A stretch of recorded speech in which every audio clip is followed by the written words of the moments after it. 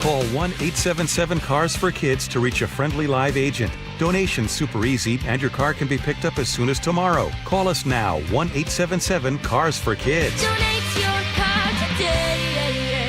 Did you know you can donate real estate too? I saw her texting, coming up to a stop sign, and so I saw the accident coming, and she T-boned us. In the blink of an eye, Crystal's life changed when she suffered a severe spinal injury. The pain was something I had never experienced before in my neck. I got massage therapy. I saw a chiropractor. I was prescribed muscle relaxers so I could sleep. I got depressed. Nothing was relieving the pain. Drugs, sleepless nights, and depression. Sound familiar? I'm Dr. Mark Shelley, a chiropractic physician and board-certified functional neurologist. At Sound Pain Solutions, our treatments include high-dose laser combined with spinal decompression and other comprehensive therapies to rehabilitate damaged discs.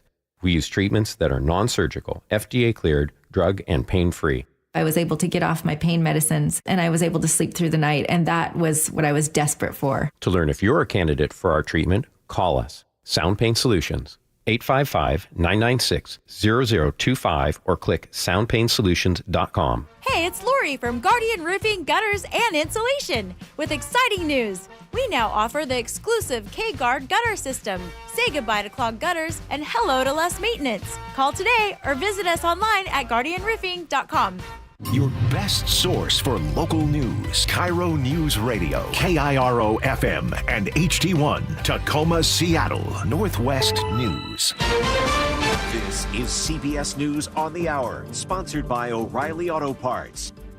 I'm Steve Kathan. Apple says it's going to invest an additional $100 billion in its U.S. operations over the next 4 years, adding on to a $500 billion commitment earlier. CBS's Aaron Navarro is in Washington. They're going to expand their manufacturing in states like Michigan, Texas, and California. It also includes an increase of at least 20,000 people hired in the U.S., more manufacturing of Apple's AI, and an initiative known as the American Manufacturing Program to bring more of Apple's supply chain of critical components when it comes to smartphones and electronics to the U.S. Family members of Jeffrey Epstein accuser Virginia Giuffre are speaking out after the Justice Department interview with Ghislaine Maxwell. Sources say the Epstein co-conspirator said nothing incriminating about President Trump. Giuffre died by suicide in April. Her brother, Sky Roberts, tells CBS Mornings he's upset Maxwell was recently transferred to a minimum security prison camp in Texas and has said she would testify before Congress in return for clemency. Why are we listening to a known perjurer? I think if anybody needs to be heard, it's the survivors. Giuffre's sister-in-law, Amanda Roberts, says Maxwell needs to stay in prison. She wasn't a victim like the narrative is trying to change right now. She was an active participant in the abuse. Michael Wallace, CBS News. This morning, President Trump signed an executive order to slap an additional 25% tariff on India for its purchases of Russian oil. That brings tariffs to 50% there. The Kremlin calls a meeting between U.S. envoy Steve Witkoff and President Vladimir Putin constructive. President Trump has threatened new economic measures against Moscow if there's no deal soon to end the fighting in Ukraine.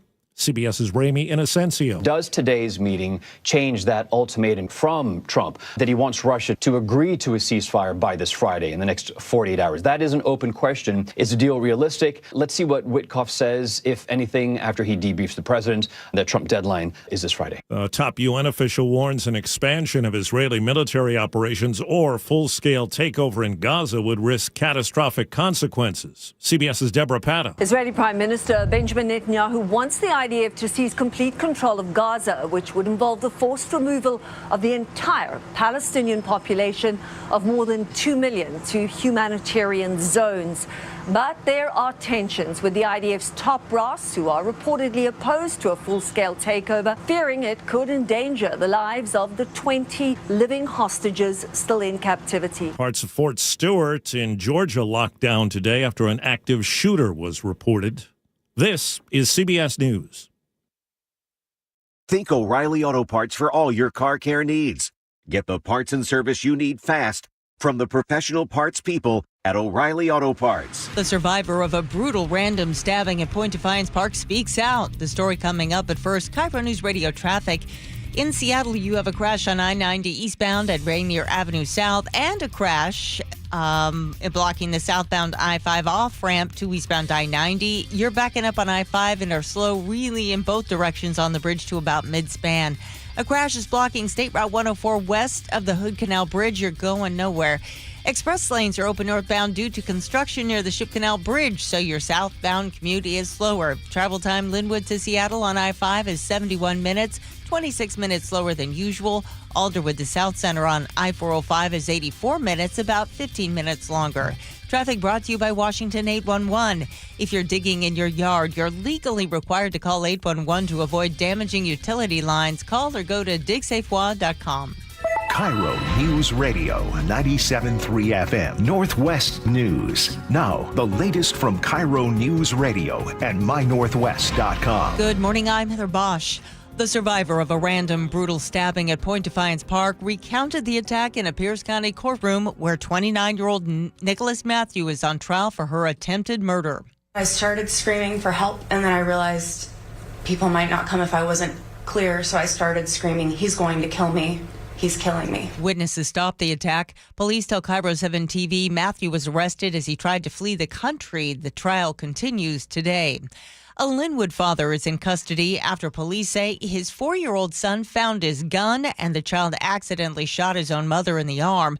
But KIRO News Radio's James Lynch reports that was just the start of the trouble for David Neff. Prosecutors say Neff had 73 guns in his home, many of them unsecured. Snohomish County Prosecutor Christina Keplinger says investigators also found 8 homemade explosive devices. Many of them were equipped with shrapnel, various metal pieces. Charges include unlawful possession of a firearm, reckless endangerment, and possession of explosive devices. James Lynch, KIRO News Radio. If a gun is used in a crime, victims may have to wait for justice because there's a big backlog of firearms that need to be tested. But the State Patrol says it is training new scientists and expanding lab space in order to reduce that backlog. We need to turn these things around more quickly so that the cases can move more quickly through the adjudication process. The State Patrol's Chris Loftus says the average wait for firearms cases is 379 days. The goal is 120 days or less by 2028.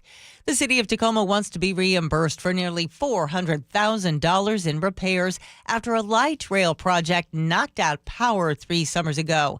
The News Tribune reports the city is suing Sound Transit and 2 contractors. No comment from them just yet. The Bonnie Lake Sumner Little League team stepped up the gas against Oregon yesterday in Regional World Series play, starting with their first at-bat. The call on ESPN. Pretty good shot to the wall. Goal! The team rolled on to win 20-6. They play in the regional championship Friday evening, and the winner of that game heads to Williamsport, Pennsylvania for the World Championship Tournament. This weather update brought to you by State Roofing and Exteriors. Soggy today with highs near 70. It's 63 in downtown Seattle. I'm Heather Bosch. Your best source for local news, serving Western Washington and the world with a KIRO News Radio app. Always streaming live on your smart speakers. You're listening to KIRO News Radio, Northwest News. This is the Gee and Ursula Show with G. Scott and Ursula Reutin. Good morning, everybody. Happy Wednesday. It is August 6th. We are grateful that you're hanging out with the Gee and Ursula Show. Just a reminder, if you have not heard, it is Ursula's birthday week. She is turning the milestone of 60, baby. Oh, That's yeah. right, 60. And it goes down. Her birthday is officially on Friday, but I have made it Ursula's birthday week. Good morning, Ursula. And you have made me completely insufferable, more so than ever. It's G's idea. Yeah. Hey, the primary election results are still coming in, and there are some very distinctive trends. It was a big night for progressive voters, and I want to ask, like, where were all the moderate voters or even conservative voters? Like, what happened? Okay, and then coming up at 9:30, are you ready for men to be in charge of taking the birth control pill? You don't want me to talk about that topic. Yeah. Our KIRO News Radio text line is open for you, 888-973-5476, 888-973 KIRO. I also want to hear from you if you did not vote yesterday. Oh, yeah. I want to know why. Yeah. I want to know why, and are you going to change that up in November, okay? 2 questions. for everyone before I get to Ursula. One, like Ursula said, did you vote? Text us, 888-973-5476. Did you vote?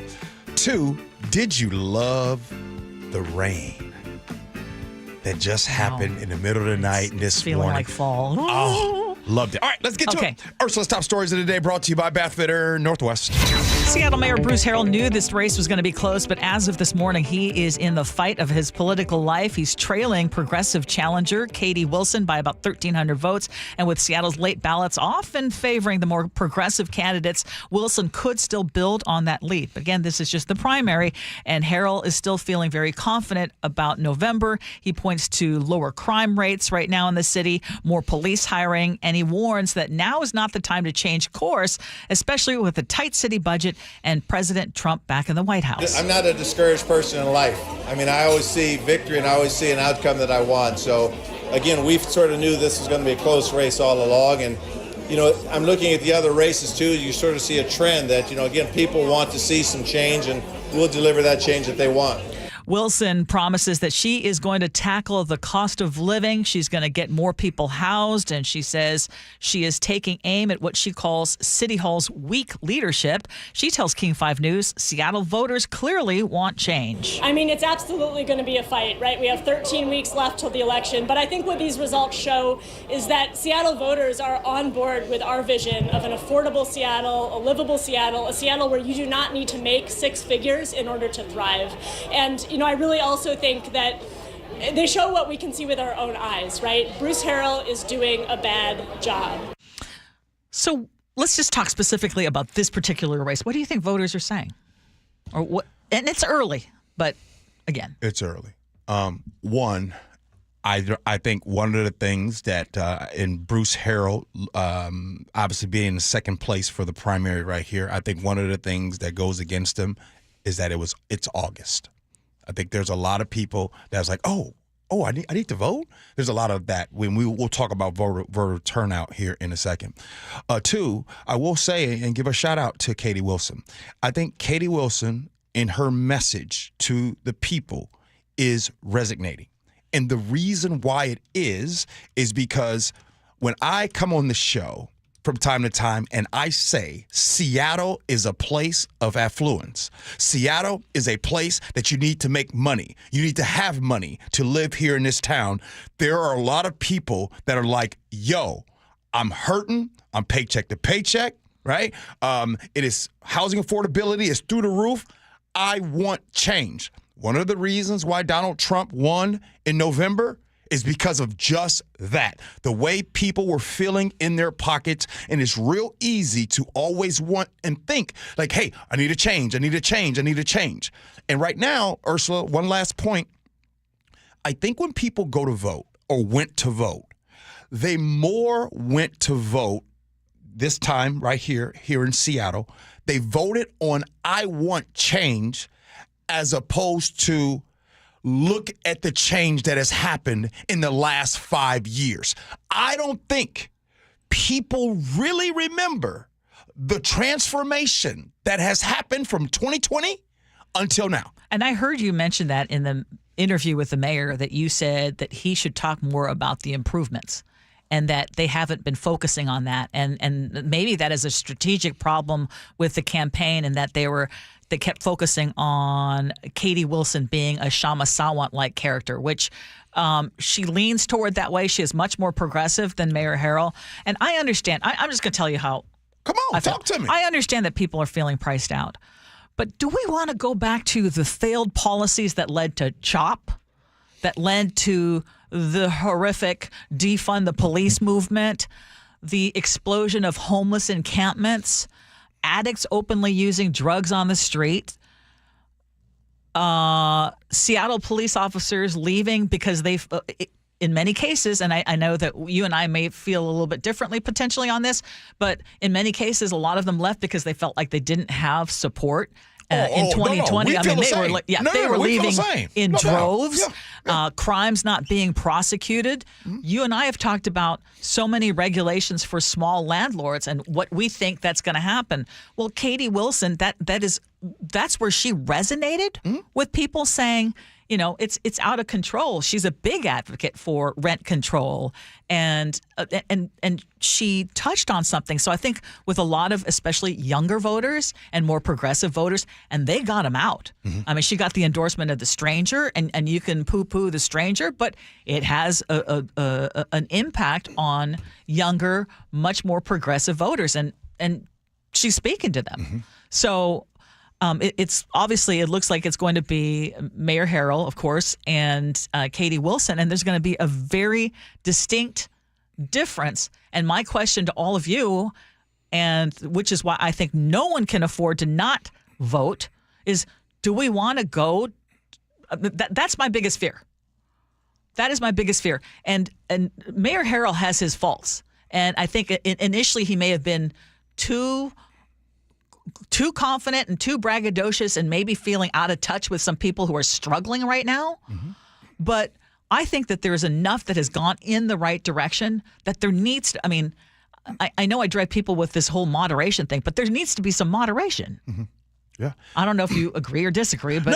No, I was letting you cook right there because I think that everything that you're saying, there's nothing that you said that I disagree with. Right? So we're on the same page. I think you are nailing it as to what's going on. I think that one of the things that I said, and you brought it up a second ago, that I said to the mayor, Bruce Harrell, I said, because they said they don't like to take victory laps, to which I said, you and your people, y'all need to talk about it more because I think people forget.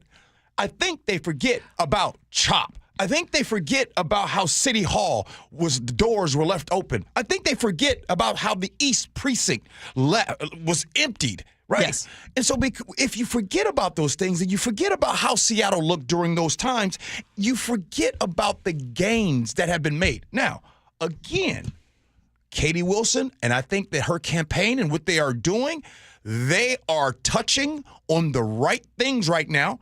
And I also believe that the progressive, then you're going to go to the other campaign, the progressive movement that we are seeing right now is different than what it was 5 years ago.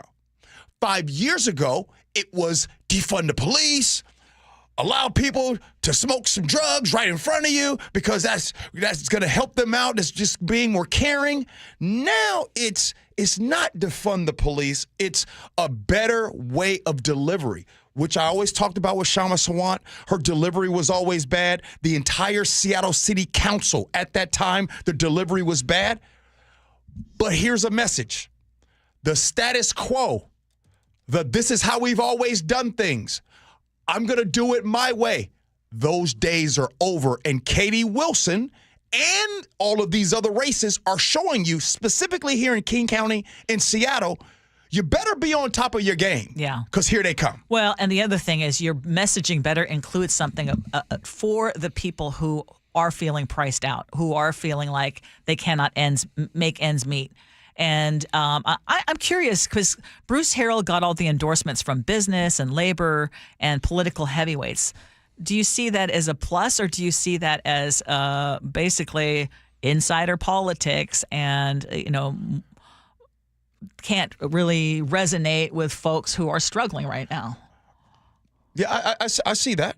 And I mean, it's almost like a double-edged sword. This is my definitive. My heart, I've asked you about your feelings. I've asked Sophia. I've asked Heather Bosch. I've been asking people all morning. Here's what I truly believe happened last night.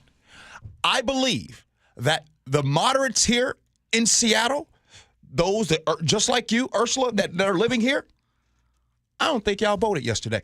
Watch this. And here's why. I don't think you did because you weren't worried about the primary and Bruce Harrell making it through the primary. Now you have seen the progressives are really serious and are running legit campaigns. What's going to happen, I believe, is now the Ursulas of Seattle and King County are about to say, I don't want to go back. I don't want to go back to 2020. So therefore, wait till you see the turnout in November. I hope you're right. I hope you're right. And just so you know, we are going to have both candidates for that race on again before November, because we had Katie Wilson scheduled for an interview, and then her campaign backed out. Yep. Okay, so the primary results have also turned up the heat on City Council President Sarah Nelson. Now she's considered again moderate incumbent. She is behind a progressive challenger, Diane Foster. 39% to her 54%. And again, this is also seen in the Seattle City Attorney's race. Mm-hmm. And that is turning out to be one of the biggest surprises. As of this morning, Erica Evans is ahead of the incumbent Ann Davison by just over 14 points. And that gap, again, could widen as late count ballots come in. And basically, Evans, who I believe got the endorsement of the King County prosecutor, says Davison has moved too slowly on DUI and domestic violence cases, and that enforcement alone will not break the cycle. And Ann Davison has been pointing out, hey, we've got crime rates going down. We have those soda areas that were created. I mean, were you surprised to see what a big gap there was in that race? Yes, I was. But I was also surprised. I was surprised to see that, and I was surprised to see that along with the race that has Sarah Nelson in there. But again, I think for me, looking at it, and by the way, I didn't see it until you sent it to me last night. You kind of woke me up with seeing some of the results, and I started to say, "Oh, okay, the progressives are getting busy." But now, after seeing it, Ursula, I'm starting to be like, "Well, I do kind of understand," because. In your opinion, when you look at Ann Davison, you look at Seattle City Council, and you see it overall, do you see the Sarah Nelsons of the world? Do you see them on the progressive side of things? I see that they are trying to correct what happened during the Shama Sawant period of the city council, where things went so crazy that I think that voters were in a mood to bring it back toward a more central philosophy and on the spectrum. Basically, it's like we went too wild going one way. Yeah. And I mean, as far as Seattle's always going to be a mostly liberal town, but there's different levels of where you are when it comes to how left leaning you are. And I think we went way too far, far. And so it was, the last election was seen as a correction to that. And it's like, I'm wondering how much what is going on currently in the other Washington is playing into what's happening here, because I think so many progressives are so frustrated that they feel like they don't have a voice, that has actually also activated them. Can I ask you this? Like, you vote all the time, and you're going to vote regardless. In your heart, did you think that with Ann Davison and Sarah Nelson and Bruce Harrell and Katie, did you think that they would make it past the primaries? Yes. Okay. Because of that sureness that you and I have and agree, that's why you don't get the voter turnout. People that understand this game, they're like, I know there's not going to be any big surprises of the two that's going to make it till November. I do think that while I think it's an advantage for the mayor, Bruce Harrell, coming in November, I wouldn't count on that. This is what I think. But the Ann Davisons and the Sarah Nelsons, I would be worried. Okay, I just want to point out also King County voters, because there's going to be a new King County executive. Early returns have Council Chair Gurmai Zalai in the lead with just over 40% of the vote. Fellow council member and former Bellevue Mayor Claudia Balducci is in second at about 30%. It's the county's first open seat race because Dow Constantine, as you know, stepped aside to lead Sound Transit. So whoever wins that in November is going to be responsible for a $10 billion budget, the sheriff's office, transit, public health, the courts. I mean, again, when you're talking about a turnout that is under 40%, I believe. Sophia, can you check to see what it was in King County? They were expecting 35% and saying, hey, for an off-year election, that's good. We cannot accept that as the norm. I think that's just pathetic. It is. And again, I'm not justifying it. I'm not giving anyone any excuses, because I'm sure there will be more you'd be more fired up. But can I just make one suggestion? Yes. Can they do after Labor Day as opposed to August? Something about that August. I think moving it in the primary to August was disastrous. Yes. No one's thinking about it. Nobody. I mean, you're if You barely thought about it. I barely thought about it. You know, when I put a little vote picture on my own personal Facebook page, people thought I was running for office. I'm just trying to remind people to vote. They're like, oh, yeah, there's a primary? Yeah. I want to give a shout out to Gurmai Zo'alai. Man, you want to talk about someone that I have seen just continue to go up the ranks. I was not shocked to see the lead that he had going into that primary for King County Executive. He's going to be a tough one to beat come November. All right, Ursula, good stuff. Hey, Ursula, at 9:47, wineries in Washington are on a sales decline. And we are going to find out and get to the bottom of why that is happening. But up next at 9:30, we need to talk about it. Do you trust men to be in charge of birth control? We talk about that next. Gee and Ursula.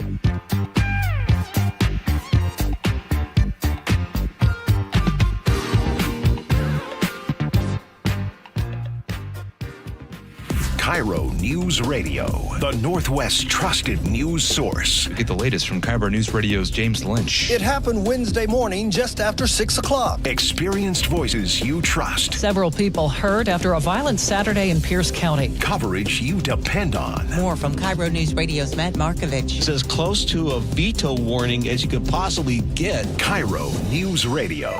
We're on YouTube, our app, your smart speaker, and 97.3 FM. So I was talking to my guy, Jonathan, from DUI Heroes, and he told me that a lot of people don't realize that roadside standardized field sobriety tests are voluntary, meaning you don't have to perform them. You can simply say, no, thank you. You also can ask to speak with the lawyer immediately, which he strongly recommends that you do. The police are building a case against you. Don't risk further implicating yourself.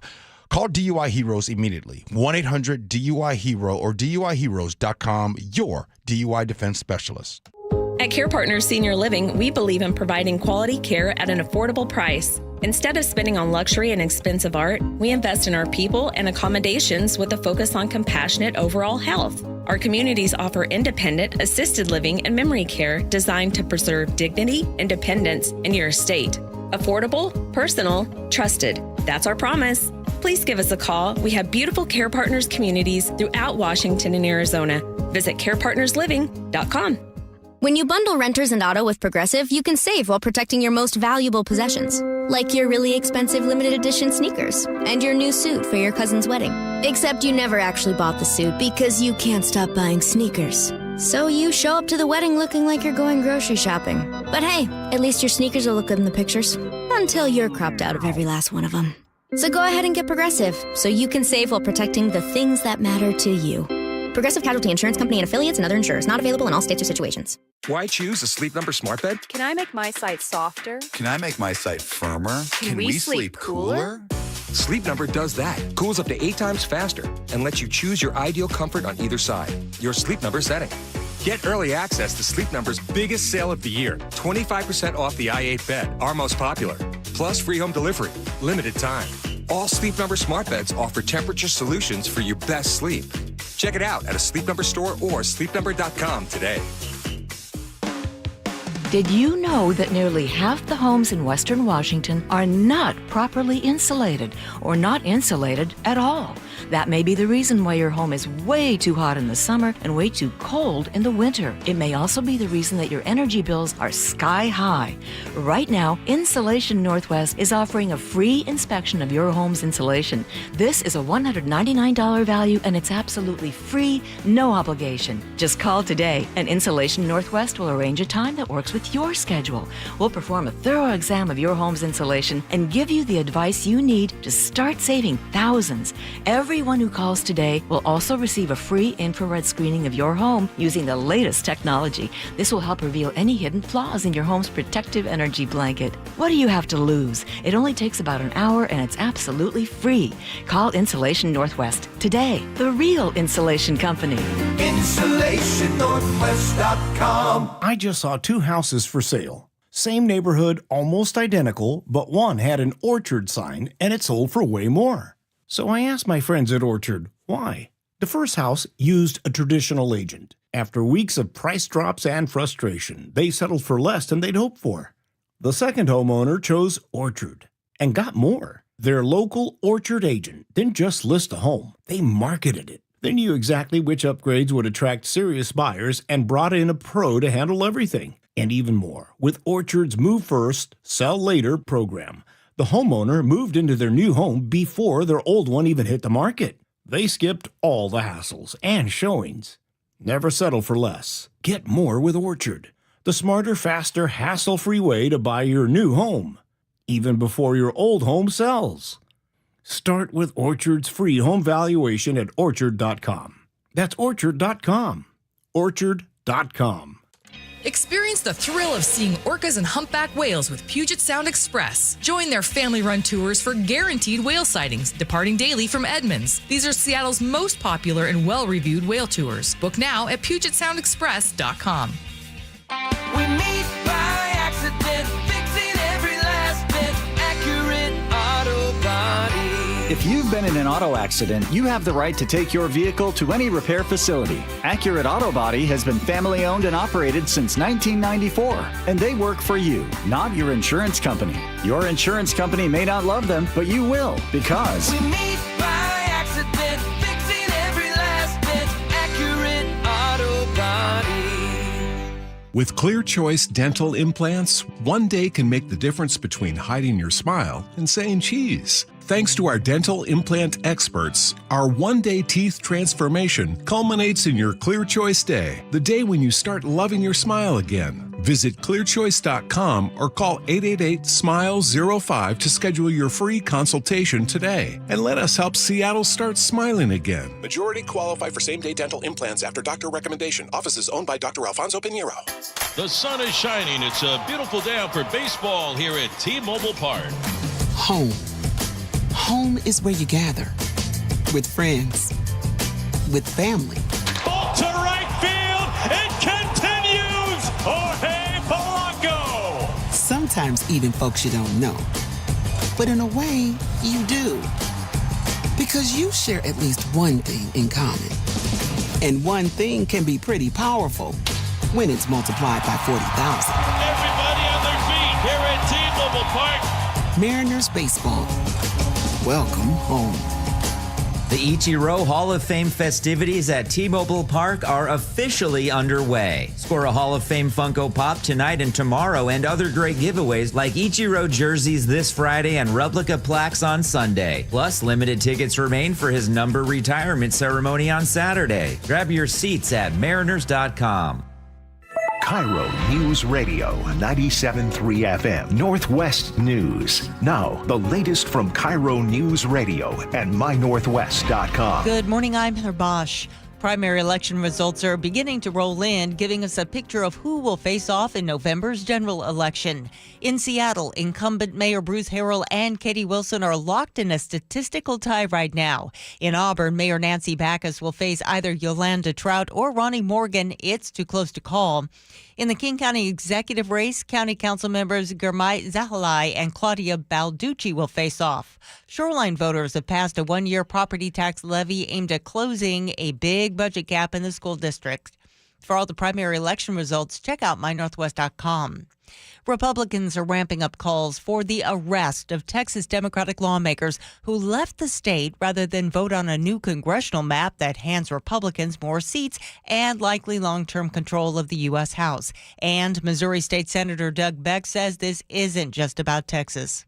If this fight is lost in Texas, they're coming to Missouri next. Our governor has already said that. He's waiting to see what Texas will do. President Trump has reportedly asked if the FBI can help bring those Democratic lawmakers back to Texas. President Trump today slapped goods imported to the U.S. from India with an additional 25% tariff. That's on top of an earlier 25% tariff. That's because India is buying oil from Russia. Apple's committing to invest another $100 billion in the U.S. for manufacturing. CBS's Aaron Navarro. They're going to expand their manufacturing in states like Michigan, Texas, and California. It also includes an increase of at least 20,000 people hired in the U.S., more manufacturing of Apple's AI. Microsoft is planning to cut 40 more jobs in addition to the 15,000 it has axed so far this year. KIRO 7 TV's Madeline Audley has more on the job market. It's a tough time to be a job seeker. Way harder this time. This woman spoke to us anonymously. She left her sales job at the end of last year. I applied to lots of jobs online, and really I get absolutely zero back. U.S. employers added just 73,000 jobs last month. Economists expected they'd add 115,000. We're sort of in the midst of a perfect storm. Steve Cotton, who runs a financial planning and wealth management firm, blames a mix of new artificial intelligence tools and trade uncertainty as some tariff deals remain in flux. On Wall Street, the Dow is up 122 points. NASDAQ ahead 192. KIRO News Radio traffic. In Puyallup, there's a crash on State Route 167 near State Route 512. You're backed up to Sumner. In Seattle, there's a crash on I-90 eastbound and a crash blocking the southbound I-5 off-ramp to I-90. You're backing up on I-5 right now, and you're slow on the bridge to about mid-span. The crash has been cleared west of the Hood Canal Bridge. Express lanes are open northbound due to construction near the Ship Canal Bridge, so your southbound commute is slower. Travel time Linwood to Seattle on I-5 is nearly 40 minutes slower than usual. Alderwood to South Center on I-405 is about 20 minutes longer. Traffic brought to you by Home Comfort Alliance. Save up to 25% on new air conditioning and heat pumps during the final days of the Home Comfort Alliance warehouse clearance sale. This weather update brought to you by State Roofing and Exteriors. Soggy today with highs near 70. It's 63 in downtown Seattle. I'm Heather Bosch. Your best source for local news. You're listening to KIRO Newsradio Northwest News.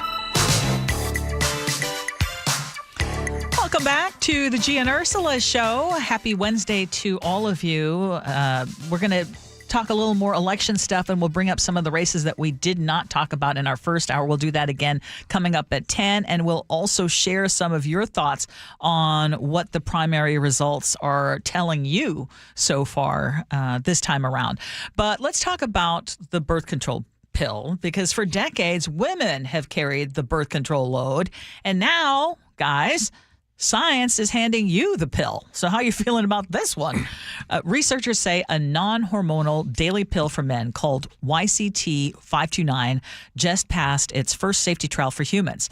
No hormonal roller coaster, no laundry list of side effects like the 30 or more that we women have been told to deal with for years. So it works this way. It stops sperm production by blocking a vitamin A metabolite from binding to a receptor. Yeah. Simple.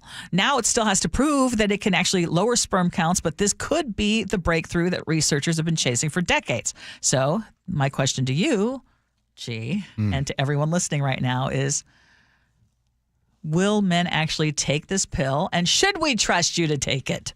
No and no. Why? I don't trust us to take no birth control pill. It's just not going to happen. But when we're talking about that, Ursula, I just started to really think about that, and just started to really think about men and birth control. And I started thinking about imagine wanting to be on birth control and then being at work, right?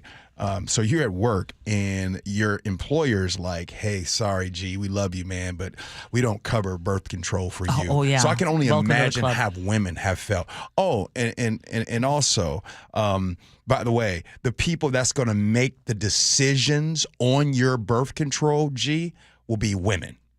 Yeah. Women will decide your birth control.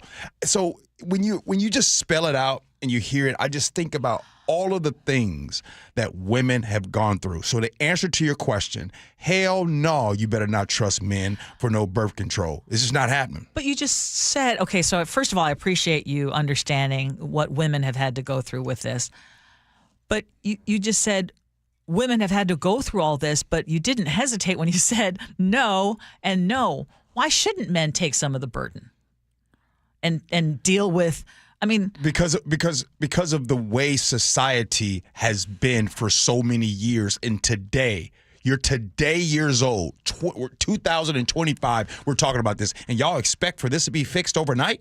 Y'all expect for men to really be like, oh, man, let me go ahead and hold on before I go to bed tonight. Let me go ahead to the medicine cabinet and let me go ahead. It ain't going to happen. Why not, Because we're irresponsible by nature. Okay. We just are. We haven't had to do anything. Well, but what if a woman said, okay, is this a deal breaker for you? If a woman, you're in a relationship, you're married, you're done having kids. Okay, so this doesn't apply to you or me. Okay. But if either of my sons were told, hey, there is this birth control pill that you can take and not and take the burden off of one, I would be asking my sons, why wouldn't you do it?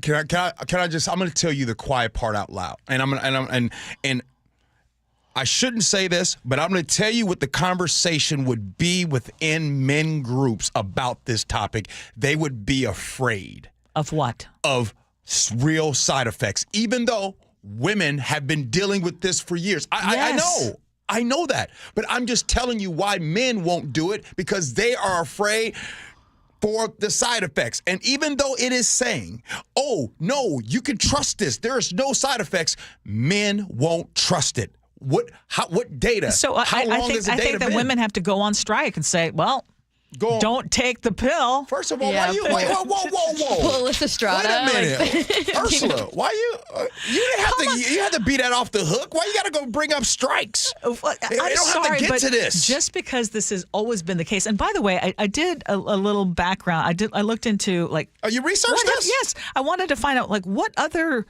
birth control methods have been tried for men. So apparently the shot in 2016, it worked great. But guys were, get this, Sophia, they were complaining about acne, mood swings, and so the trial stopped. Are you kidding me? Are you kidding me? I'm going to tell you right now. The same way we see so much misinformation that happens online. So this is what I could see happening. All of a sudden, this rolls out, men start taking this birth control. One person gets on social media and says, oh, by the way, after taking this after 3 months, I am now impotent. That one social media post will get blasted over Fox News. It'll get blasted everywhere, and everybody will be like, well, research says this one person. It literally happens in everything that we talk about in society today. They take one or two people, take that as fact. Because as you all know, facts don't matter anymore. We still argue with people that the world Let's talk about is flat. What would it take for men to finally take that, other than... Okay, Sophia, you're laughing, but... Well, no, I'm laughing because I think the whole reason why they waited to put out this information is they're like, we finally found something that doesn't have side effects. And you're right, G. Every medication that gets put up, there's going to be critics that are like, this ruined my life, blah, blah, blah, blah, blah. But doesn't it take a sector of men willing to do it in order to kind of at least initiate change in any capacity? I don't think it's going to happen overnight, but we need to kind of set the groundwork. Okay. I want to take issue with something that 360 just said. It is simple, and this is exactly how we have been conditioned to think. It is simple. Men aren't the ones who get pregnant. They will never feel the risk that a woman feels. Well, you know what? Again, I'm going to bring back my sons. And you know what I've told them? If you are going to be intimate with somebody and you are not going to take the protection or be in charge or make sure that there is protection, better be ready to have the responsibility to have a child and have responsibility for at least the next 18 years. At least. Okay. So let me ask you this. What men are in who wants this between 20s? 16 to 35? Who? Nick, okay, would you take this? I think I'd be skeptical at first, but back to the question, how do guys use it? I think there's going to have to be some big figured guys that people follow a lot that would have to say, I'm taking it. Yeah. They have to get that influence from those big first figures. of all, they have to get something on the market. You know who they should have take it? RFK Jr., right? So he takes it, and everybody's like, oh my goodness, let's do it. I was thinking more like Nick Cannon, gotta have change the game a little bit. Nick Cannon. Okay. That's the last person you want on this one. Washington. Hey, if it works on him, then we know it would be effective. Washington wineries hit by 18% sales decline over the last 3 years. Why do you think that is? We'll talk about it next. Gee Ursula.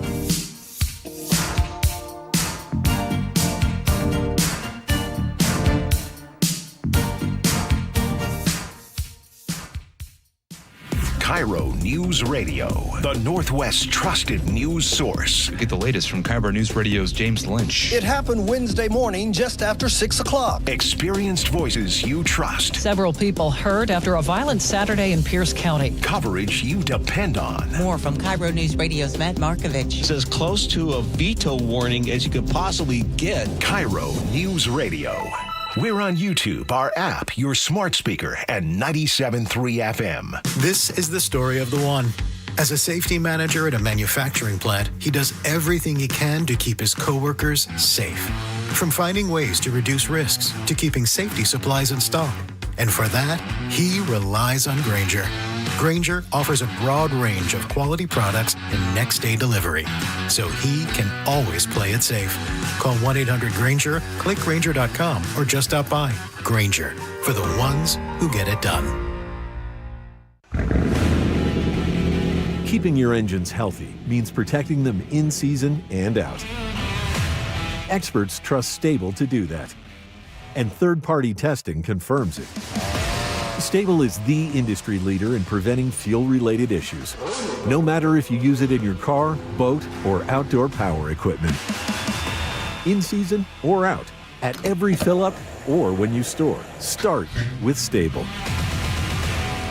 An illegal alien from Guatemala charged with raping a child in Massachusetts. An MS-13 gang member from El Salvador accused of murdering a Texas man. A Venezuelan charged with filming and selling child pornography in Michigan. These are just some of the heinous migrant criminals caught because of President Donald J. Trump's leadership. I'm Kristi Noem, the United States Secretary of Homeland Security. Under President Trump, attempted illegal border crossings are at the lowest levels ever recorded, and over 100,000 illegal aliens have been arrested. If you are here illegally, you're next. You will be fined nearly $1,000 a day, imprisoned, and deported. You will never return. But if you register using our CBP Home app and leave now, you could be allowed to return legally. Do what's right. Leave now. Under President Trump, America's laws, border, and families will be protected. Sponsored by the United States Department of Homeland Security. By texting 26022, you agree to receive recurring automated marketing messages from Tax Lien Code. Message and data rates may apply. Terms apply. Available at taxliencode.com. Imagine waking up and not needing to rush. No commute, no emails, no boss. Just coffee, sunlight, and the freedom to choose. That's the power of tax lien investing. It's been around for over 200 years, used by banks, hedge funds, and the wealthy. And now, finally, it's being taught right here in Seattle. It's secure, predictable, passive income backed by real estate and mandated by state law. And it pays you, sometimes 15 to 35% returns. You don't need to own property. You just need to see how it works and how to do it right.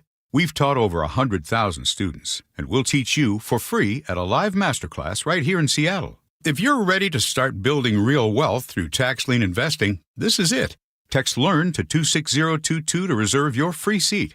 That's LEARN to 26022. But hurry, seats are limited. Text LEARN to 26022. I love a day on the water with friends, but my moderate to severe plaque psoriasis sometimes holds me back. Now I'm all in with clearer skin thanks to Skyrizi. Risankizumab Riza, a prescription-only 150 milligram injection for adults who are candidates for systemic or phototherapy. Teaching music is my passion, but my active psoriatic arthritis can limit me at times. Now I'm treating my joint symptoms with Skyrizi. With Skyrizi, most people with plaque psoriasis saw 90% clearer skin at 4 months. Or if you are an adult with active psoriatic arthritis, Skyrizi helps you move with less joint pain, stiffness, swelling, and fatigue.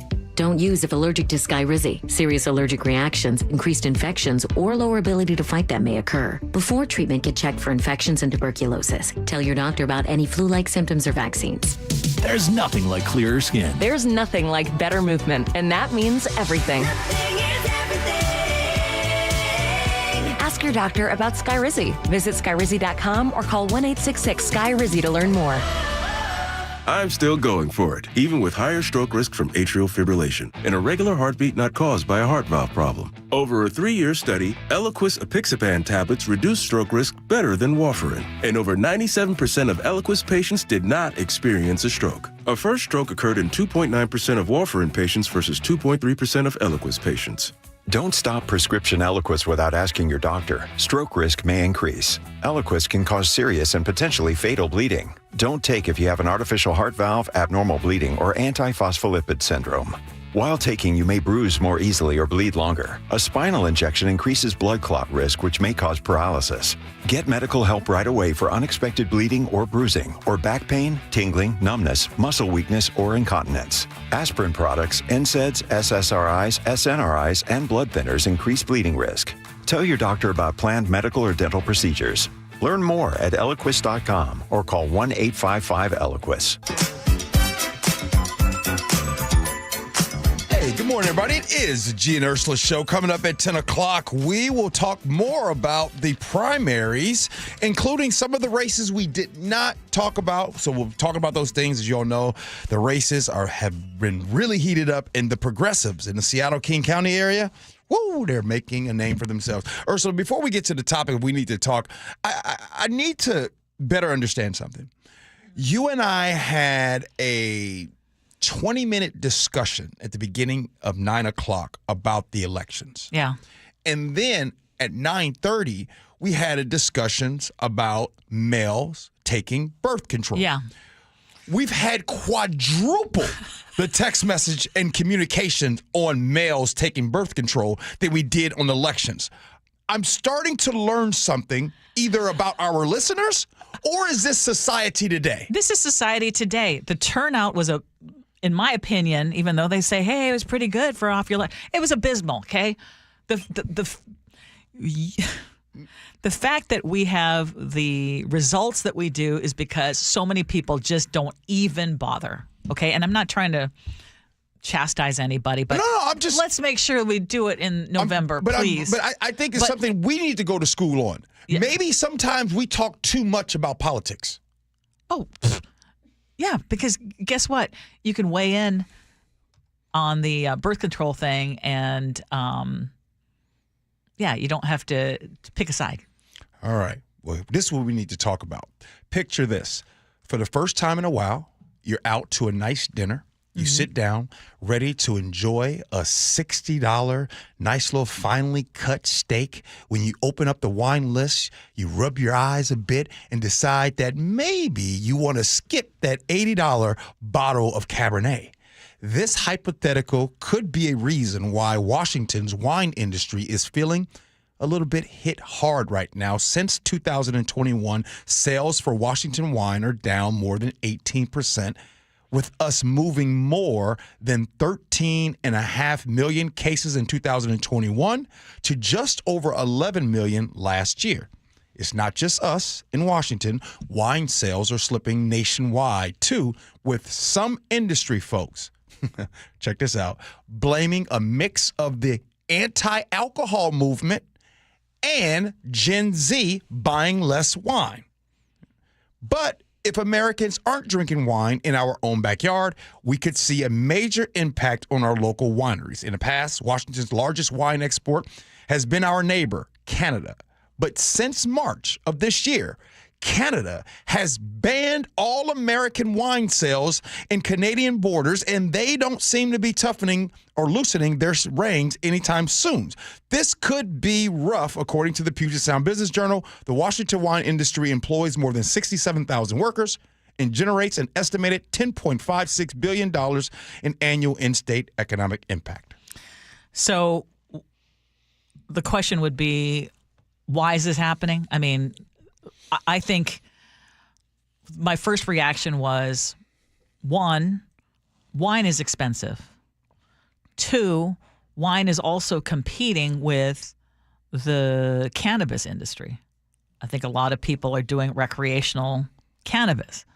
And then on top of that, when we were talking about Gen Z, Yeah, I mean, I don't think that drinking wine is what it's like with our generation.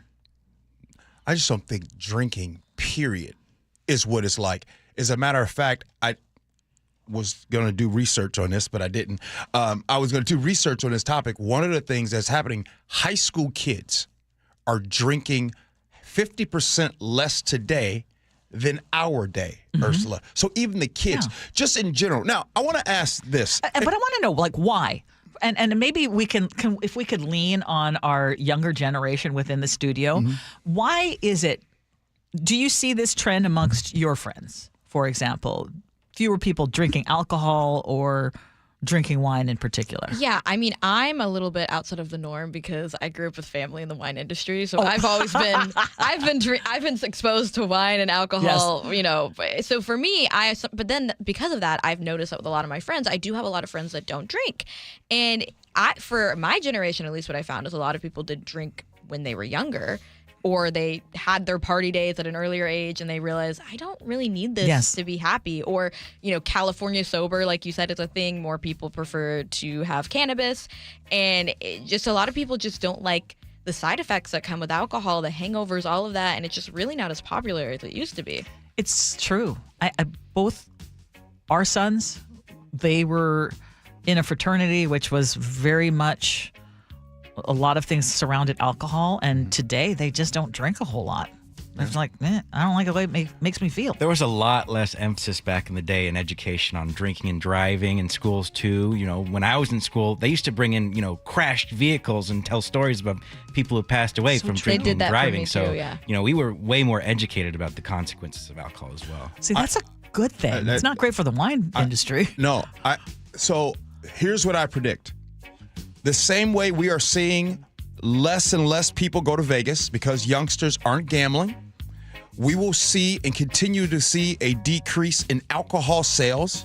By the way, we will also see a decrease in McDonald's, Burger King, Wendy's, some of those fast food. These youngsters, Gen Z, they're not eating that.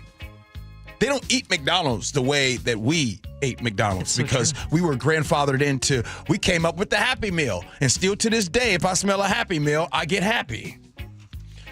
Okay. I'm afraid to tell you we're going to talk about the election next because I have a feeling that some of you guys will tune out. So I will tell you, we will talk about, do your parents really want your family to come visit? We'll do all that in the 10 o'clock hour. Gee Ursula.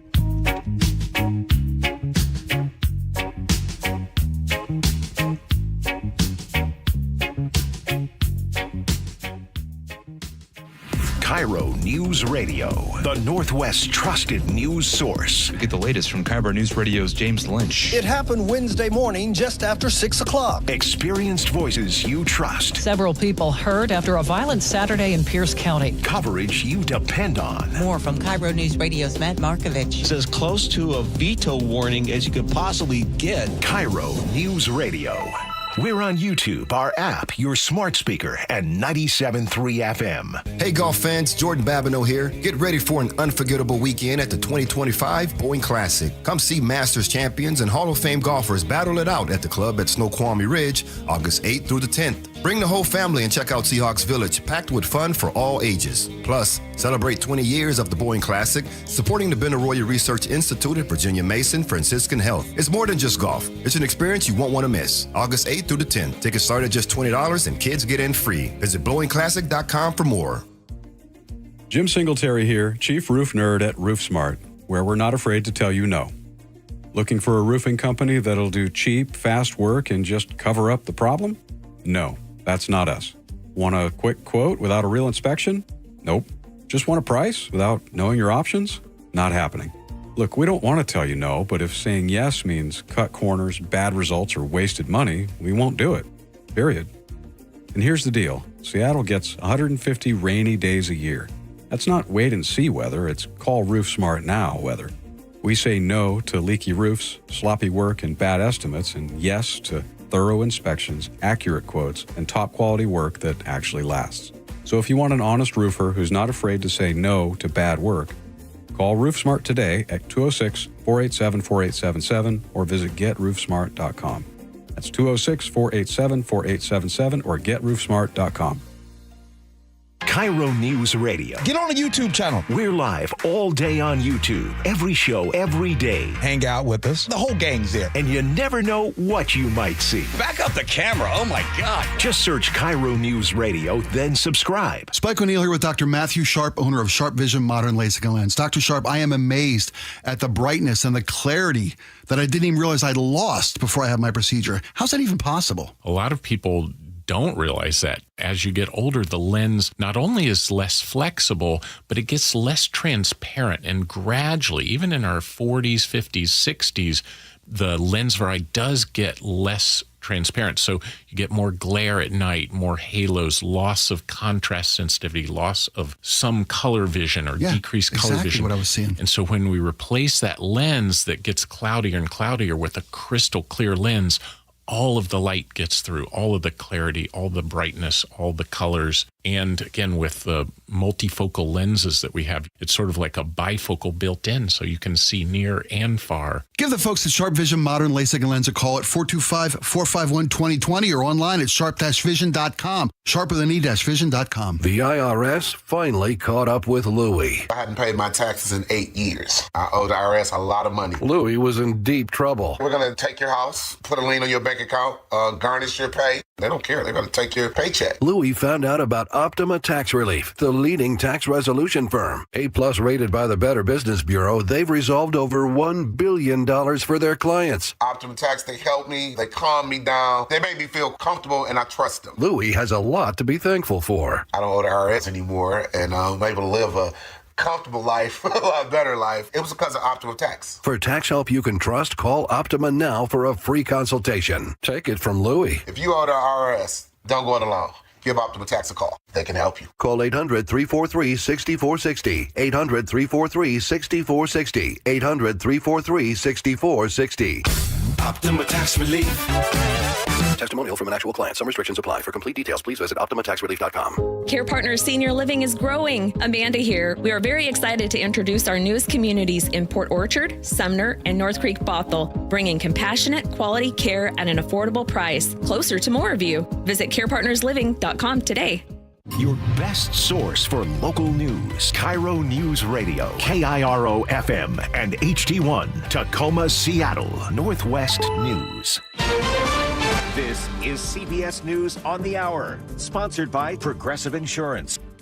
I'm Steve Kathan. Fort Stewart says 5 soldiers were shot today at the huge Georgia Army facility, an attack that triggered a lockdown. A suspect's in custody. The victims have been taken to a hospital. WTOC TV reporter Shay Schrader. Memorial Hospital in Savannah is where any victims of this mass shooting will be treated. Memorial is the only level 1 trauma center in the area, though there is a hospital on base, Wynn Army Hospital at Fort Stewart. Well, now to Washington. Apple says it's going to be adding $100 billion to its investment in product production here in the U.S. President Trump.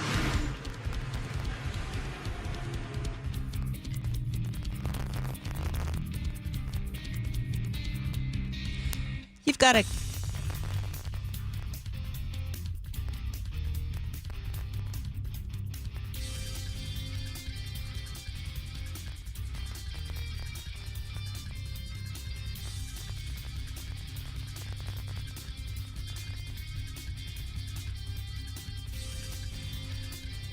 KIRO News Radio. Sorry about that issue with the network there. We're going to get right to KIRO News Radio traffic. You've got a crash on westbound State Route 16 that has you backed up through Fircrest. In Puyallup, there's a crash on State Route 167 near State Route 512. You're backed up into Sumner. In Seattle, still working to clear the crash that's blocking the southbound I-5 off-ramp to I-90. You are backed up onto I-5. Express lanes are open northbound due to construction near the Ship Canal Bridge, so your southbound commute is slower. Travel time Linwood to Seattle on I-5 is an hour and 10 minutes. Alderwood to South Center on I-405 is an hour and a half now. Traffic brought to you by Lake Washington Windows and Doors. Save with 20% inflation discounts and 18 months free financing. LakeWashingtonWindows.com. KIRO News Radio, 97.3 FM, Northwest News. Now, the latest from KIRO News Radio and mynorthwest.com. Good morning, I'm Heather Bosch. I started screaming, "He's going to kill me." Dramatic moments as the survivor of a random brutal stabbing at Point Defiance Park recounted the attack in court. KIRO 7 TV's Jason Sloss reports. Victoria Nizzoli describing the day in February last year when she went to Point Defiance Park for a walk in the middle of the day. Testifying in front of Nicholas Matthew, the man accused of trying to kill her, she says she was alone on a trail until she heard footsteps behind. Yes, he followed me instantly, and that was when I felt the first hit. Nizzoli said she was pinned on the ground as she was stabbed multiple times in the head, face, neck, and back. Bystanders intervened. A Linwood father is being held on $1 million bail after his 4-year-old son found his dad's gun and the boy accidentally shot his own mother. Then, investigators say they found a cache of guns, ammo, and explosive devices inside David Neff's home. Snohomish County Prosecutor Christina Keplinger. There were a total of 73 firearms found in the home. The state charged 8 counts of possession of an explosive device for 8 different explosives that were located. The explosive devices were packed with shrapnel like nails, screws, magnets, and drill bits. The Washington State Patrol hopes to double its firearm testing capacity over the next couple of years. KIRO News Radio's Frank Lindsay explains. Each year, there are about 955 pending cases, but only 628 processed. The reality is that the needs of the state have just outpaced the capacity of our labs. The Washington State Patrol's Chris Loftus says they're training new forensic scientists. The State Patrol hopes to cut the backlog by 35% by mid-2026 and 60% by 2027. Right now, the wait for firearms cases is 379 days. Frank Lindsay, KIRO News Radio. 2 passengers are suing after a Japan Airlines plane taxiing on the tarmac clipped the tail of a Delta plane at SeaTac Airport. KIRO 7 TV reports a woman claims the impact slammed her knee into the seat in front of her and that her autistic brother showed signs of injury. This happened back in February. The Mariners notch an 8-3 win over the Chicago White Sox in Seattle, including this homer by a fan favorite. Hey, Eugenio Suarez, the pitch on the way, swinging a drive. Deep to right field, way back, and goodbye baseball. It was Suarez's first home run since returning to the M's in last week's big trade. The M's and the White Sox face off again this evening. This weather update brought to you by State Roofing and Exteriors. A little bit of drizzle out there right now. We'll see highs today around 70. It's 63 in downtown Seattle. I'm Heather Bosch. Your best source for local news, serving Western Washington and the world with the KIRO News Radio App. Always streaming live on your smart speakers. You're listening to KIRO News Radio, Northwest News. This is the Gee and Ursula Show with G. Scott and Ursula Reutin. Good morning, everybody. Happy Wednesday, August 6th. Reminder that we are 2 days away from Ursula's 60th birthday. This is Ursula's 60th birthday week. It's a celebration, everybody. Good morning, Ursula. It is a celebration, and you know, there are a lot of people celebrating, but there are a lot of people licking their wounds after the primary. And so we're going to talk about that in just a second. But hey, coming up at 10:30, we got to get real about something. Do parents really like it when family comes to visit? Do you? I love it when family comes to visit. I do. I currently have family right now. They might even be watching our show, by the way. And you're going to meet a lot of them coming Friday night. However, anyway, do you love it when you have company? G is going to share a story that I look forward to so much because it made my morning. Text us 888-973-5476, 888-973-KIRO. What's new at 10? Okay, so in case you missed it, we did have a primary election in Washington. The results are still being counted. It's very early in the vote count, but so far we are seeing some clear trends. It was a great night for progressives, not so much for incumbents. And our reporter Luke Ducey has been looking into the numbers and joins us live. First of all, happy birthday. Oh, not yet. Not yet? I know, it's too much. Let's vote for that. It's making me squirmy. Okay. Anyway, so how do people do? You know, in every big race in King County, except for for the race for King County Executive, because that's an open seat, the incumbent is either losing in their primary with not a lot of votes left to count, or they're under pressure. Let's start with the race for mayor, for instance. Incumbent Bruce Harrell, and Katie Wilson are locked in a statistical tie in their primary. They're going to face each other, the two of them, in the November ballot. There's no question about that. The two of them will advance. But starting today, they're going to be fighting for every single vote they can win from the supporters of those candidates who will not advance to November. Wilson has taken, like you mentioned, some progressive positions on issues like minimum wage increases, better access to public transit, affordable housing. But get this, in Seattle, voters, they clean the slate. What I mean by that is it has been 20 years since Seattle voters reelected a mayor. The last mayor they reelected was Greg Nichols. It's a new mayor every term. Right. They clean the slate. So, yeah, Mayor Harrell has some serious headwinds, not to mention that he has a very formidable challenger who has a lot of momentum right now. Yeah, he's losing right now technically, but it's statistically it's a tie. But those votes for all those other candidates, some of them more progressive than others, those are up for grabs, and a fight is on to grab those votes. You want to move to Seattle attorney? That's a huge race. Yes. Erica Evans, the challenger and former assistant U.S. attorney, winning big time in that primary. 51% of the vote is what she has right now. She's going to face the incumbent, Ann Davison, in November on the ballot, who got 37% of the vote in the primary, so way behind. So how many votes are still to be counted, by the way? The last time I looked on the page, there was about 57,000 votes in King County still left to be counted. So not a lot. But also, voter turnout in King County is somewhere around 18% of registered voters. So not a lot of voters turning out for the primary either. Yeah. So, and how does this stack up compared to years previous? Is this kind of on par, or is it more or less? It seems to be a little less than in years past, and I don't know what that is. Maybe it accounts. Did you say 18%? About 18% in King County. They're moving up right now. Okay. So as of this is up to 24.35%. Yeah, because they were expecting now. 30 or so percent turnout. Yeah, as of 8 a.m. this morning, it's at 24%. Oh, that's great. Okay, yeah, so I must have looked at it. So I was on the morning show. I must Yep. have looked at it earlier. Yep. Yep. So that's that.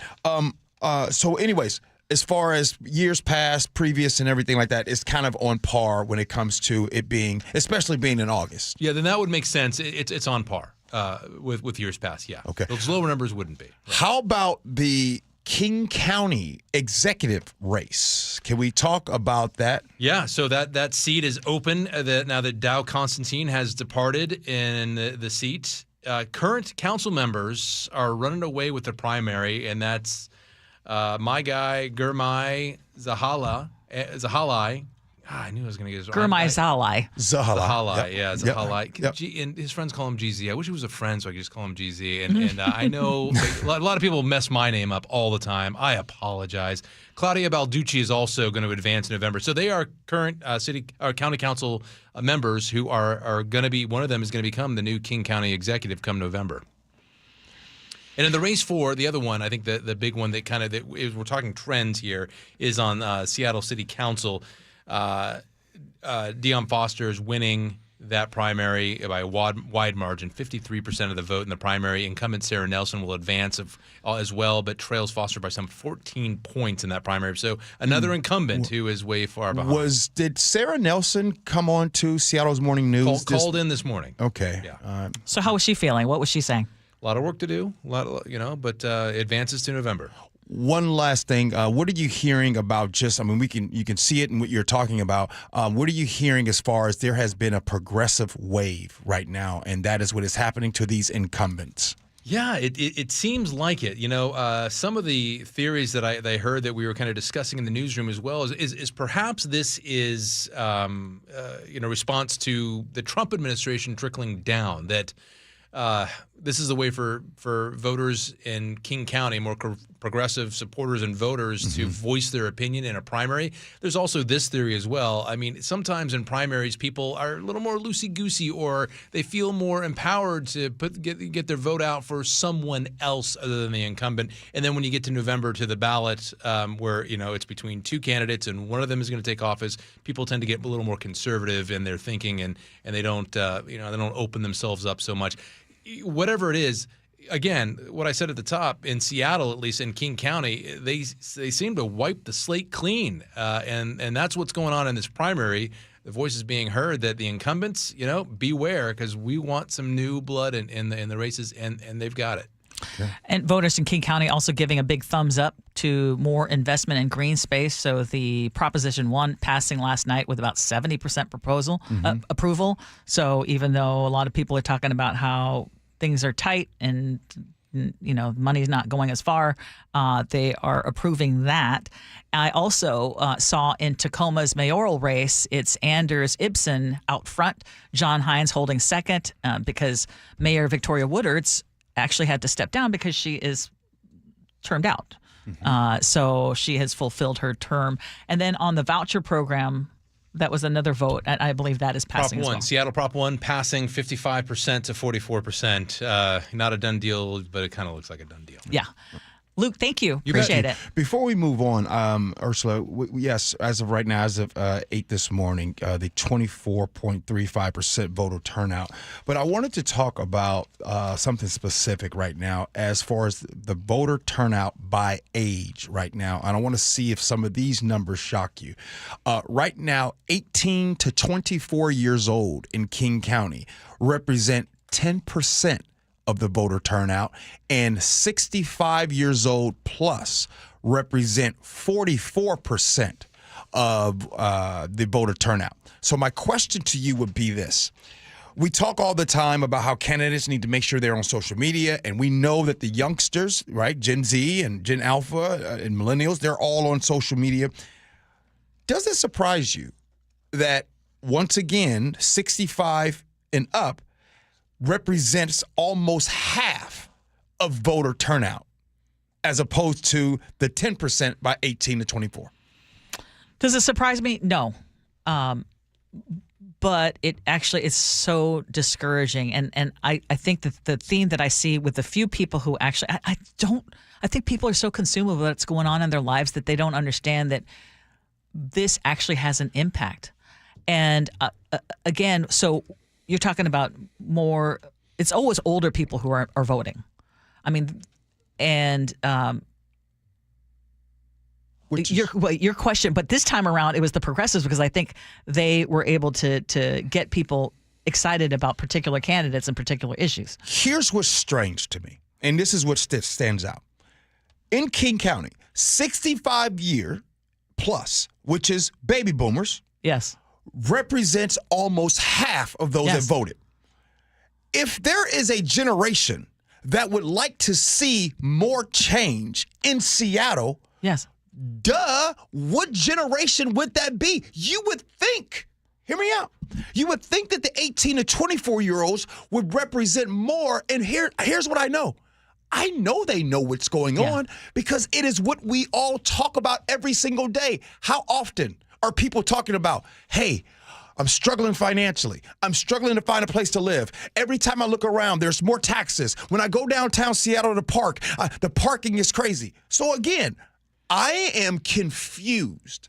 I'm confused where baby boomers represent nearly 50% of the voting, whereas baby boomers are the ones that's in the best shape and situation. Exactly, because and I think someone like Sophia could answer that better than me, but I think a lot of times young people think my vote doesn't count or I've got other things going on, and it's just absolutely wrong. And we do a horrible job of trying to encourage people to understand that every single vote does count. We've got people texting in saying, yeah, I sat this one out because I didn't feel like it was going to matter anyway. I mean, that's the thing that I hear all the time. Well, I still think there's still a lack of education surrounding local politics. And I think what these results show is that for the baby boomer generation, there was more push to, hey, get involved in your local community, know what's happening around you. What I've noticed with a lot of my generation is, yes, people are complaining, yes, they're aware of the issues, but nobody's asking why. Because I work here, I will sometimes answer those questions and be like, oh, well, did you know that this is happening because of this and this? And they'll often be like, oh, no, is that why? I didn't think about it. I knew that I was upset that, the light rail's being delayed or that my taxes are, but then no one's asking the question why.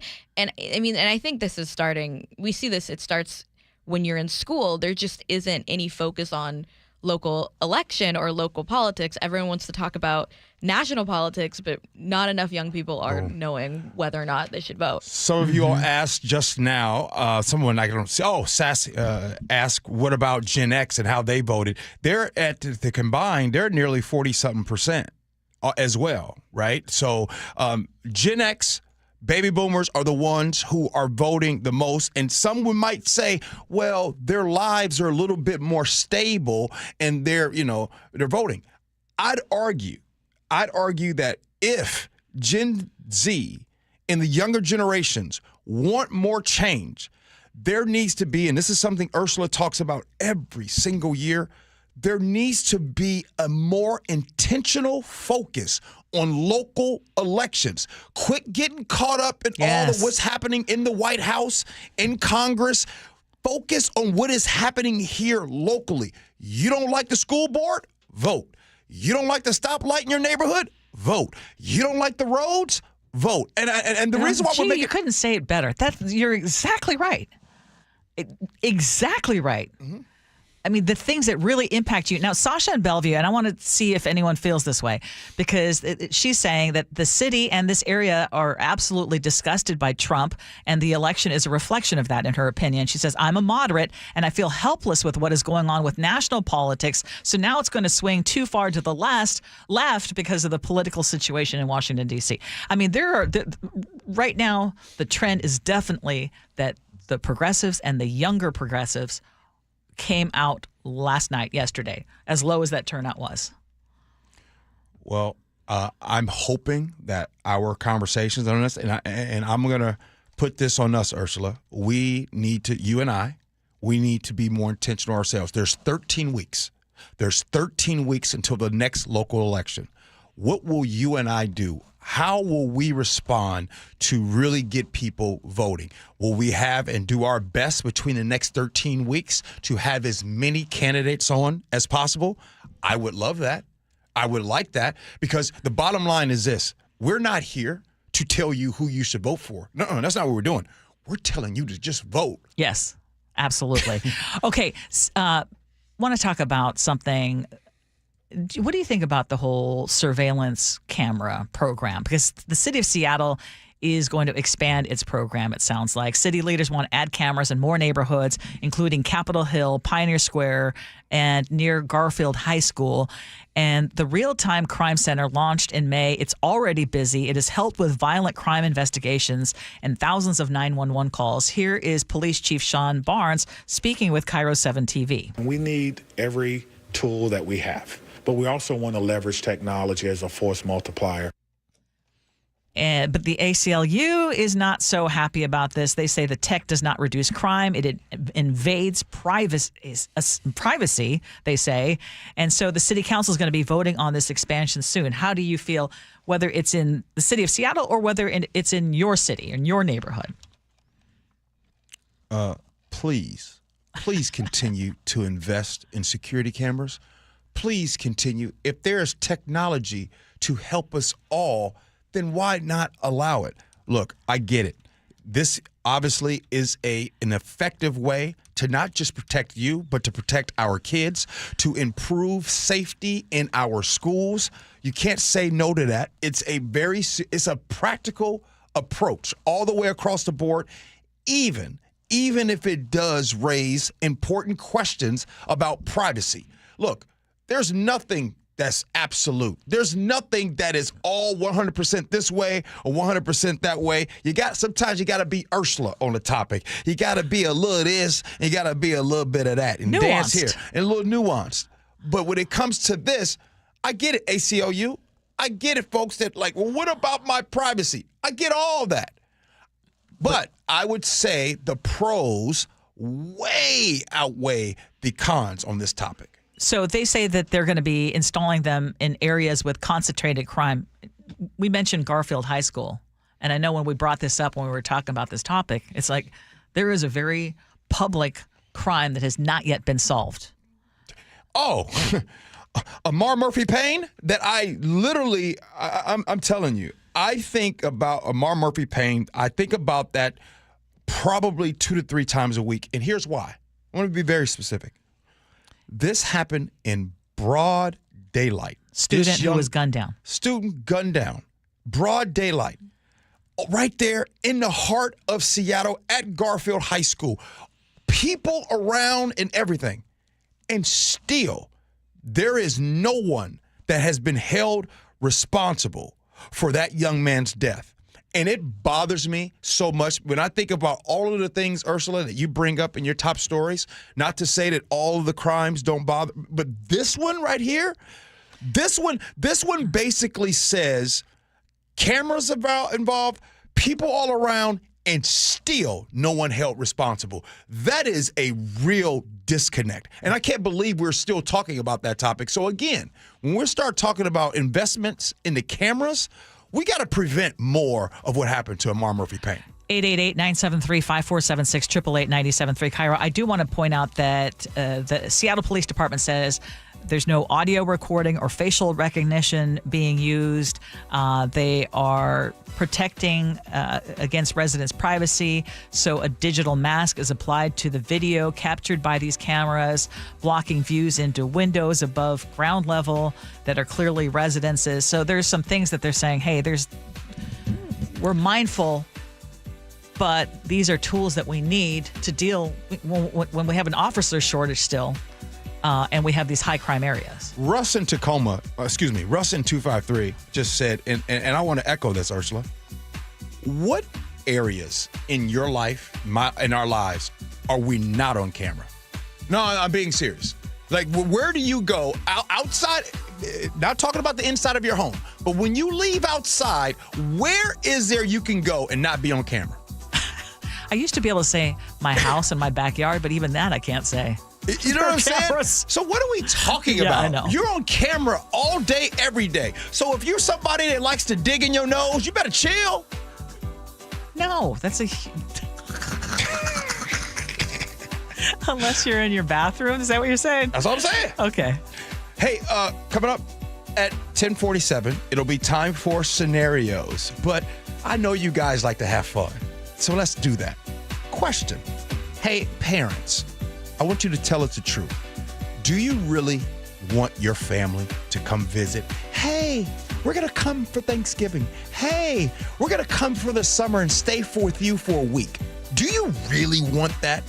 We discuss that next. Gee Ursula.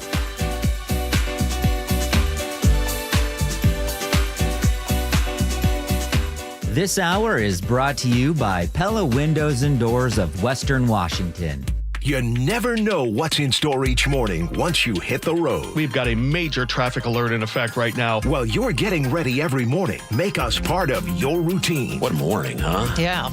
Got off to an early start. Just tell your smart speaker to play KIRO Newsradio or stream us on the app. Both directions of I-5 are closed. We'll help you get where you're going faster. Maybe bail at 512. KIRO Newsradio. We're on your smart speaker, the app, and 97.3 FM. I'm hearing from more of you who have taken up my recommendation and have had Bath Fitter come to your home and update your bathroom. It is such a joy to see the outcome when Bath Fitter will do their work. And they have just hit a big milestone, 42,000 installations in Western Washington. And to celebrate, Bath Fitter right now is offering monthly payments as low as $125 a month. Now, I chose Bath Fitter Northwest because they work here, they live here, and they love making bathrooms better for their neighbors. You're not worried about Chuck with his truck doing his thing and then going away and not being able to help you if you have any issues later on. Bath Fitter will give you a custom fit tub or a beautiful shower solution, and they are installed in as little as 1 day, and every single one of their installations is backed by a lifetime warranty. Call Bath Fitter or visit bathfitternw.com right now to schedule a free consultation because this special offer won't last.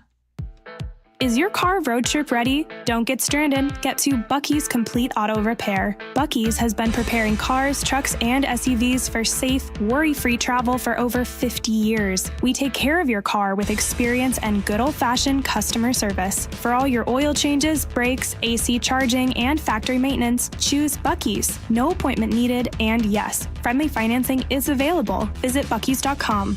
Bucky's, where your car feels right at home. Spike O'Neill here. Sharp Vision Modern LASIK lens gave me back the perfect vision I had up until a few years ago. Now, never need glasses again. Never developed cataracts. Been about 6 months since my RLE surgery. My vision is better than it's ever been in my life. Sharp Vision Modern LASIK lens, privately owned, no corporate shareholders or boardrooms. Dr. Sharp built his business on the principle of always strive to overaccomplish, never overprice. Call 425-451-2020 or go online to sharp-vision.com. That's sharp-vision.com. Official eye care providers of Sounders FC. Americans may not agree on much, but we agree on Social Security. We all pay in. It ought to be there when we need it. Social Security could face a funding gap in less than a decade, and I don't want to see a pay cut. I'm with AARP in the fight to protect the Social Security we earned. Pledge to protect Social Security at aarp.org/weearnedit. That's aarp.org/weearnedit. Paid for by AARP. Let's go! You still got it, but your immune system weakens as you age, making it harder to fight flu, pneumococcal pneumonia, RSV, and COVID-19. Ask your doctor or pharmacist which vaccines you need. Sponsored by Pfizer. Check engine or ABS light on? Take the guesswork out of your warning lights with O'Reilly Veriscan. It's free. Ask for O'Reilly Veriscan. O'Reilly Auto Parts. Are you trying to buy a new home, or are you a local real estate agent seeking financing for a client? We're all tired of dealing with banks, credit unions, and endless guidelines. Wouldn't it be nice to go back in time when we had common sense lending? Hi, I'm Scott Rureka, CEO of Legacy Group Capital based in Bellevue. We are one of the largest local private portfolio lenders in Washington. We've helped thousands of home buyers and real estate investors reach their financial goals by leveraging the Legacy Common Sense borrowing platform. What that means is we lend our own money, we make our own decisions. If your deal makes sense, we'll get it done. Whether you're purchasing a new piece of real estate or refinancing an existing loan, bridge loans, construction, or regular home loan, it doesn't have to be as difficult as banks and lenders make it. If you're trying to grow wealth through real estate acquisition, come talk to the experts in private lending. Call 425-635-4700 or LegacyG.com. Legacy Group Capital, your common sense lender. LegacyG.com. Hartley and Brent Wilcox on mobile pasture eggs from Wilcox Family Farms. Hartley, you worked with our mobile pasture barns. Tell us what mobile pasture means. Well, mobile pasture is using a big tractor to pull the barns to new pasture each week, so the hens have fresh, green, nutritious grass to eat every day. Why is that important? Well, hens can get about 35% of their diet from the grass and bugs in the pasture. So before they pick one area clean, we just hook the tractor up and move it to fresh green grass. And the fresh grass makes for the most amazing colored yolks. At Wilcox Farms, we have over 500 acres of organic pasture land that ensures we never run out of fresh Northwest grass for our hens. Always check the carton to make sure it's local. When you see Wilcox, you know it's local, you know it's fresh. Wilcox is the only local mobile pasture in the Northwest. You really have to see videos of how it works. And you can at wilcoxfarms.com. Remember, the grass is always greener at Wilcox Farms. What if everything you thought was real wasn't? From the hit TV series The Carbonaro Effect, Michael Carbonaro brings his mind-bending magic and hilarious tricks to the live stage. It's Carbonaro, Lies on Stage. Friday, September 19th at Angel of the Winds Casino Resort. Witness the unbelievable and laugh all night long. Doors at 6:30, show starts at 7:30. Tickets start at just $49. Must be 18 or older. Get yours now at angelofthewinds.com.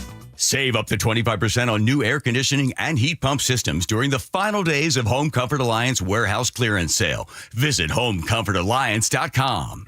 KIRO Newsradio 97.3 FM Northwest News. Now, the latest from KIRO Newsradio and mynorthwest.com. Good morning, I'm Heather Bosch.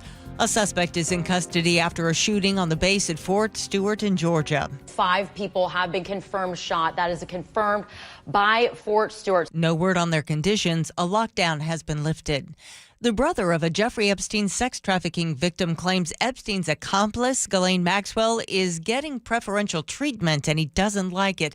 Virginia Guffrey's brother says Maxwell is far from innocent. She would physically get involved with her and other survivors out there and physically assault them. Described her, I think she put it best, as a monster. Maxwell has been moved to a minimum security prison camp while she appeals her conviction.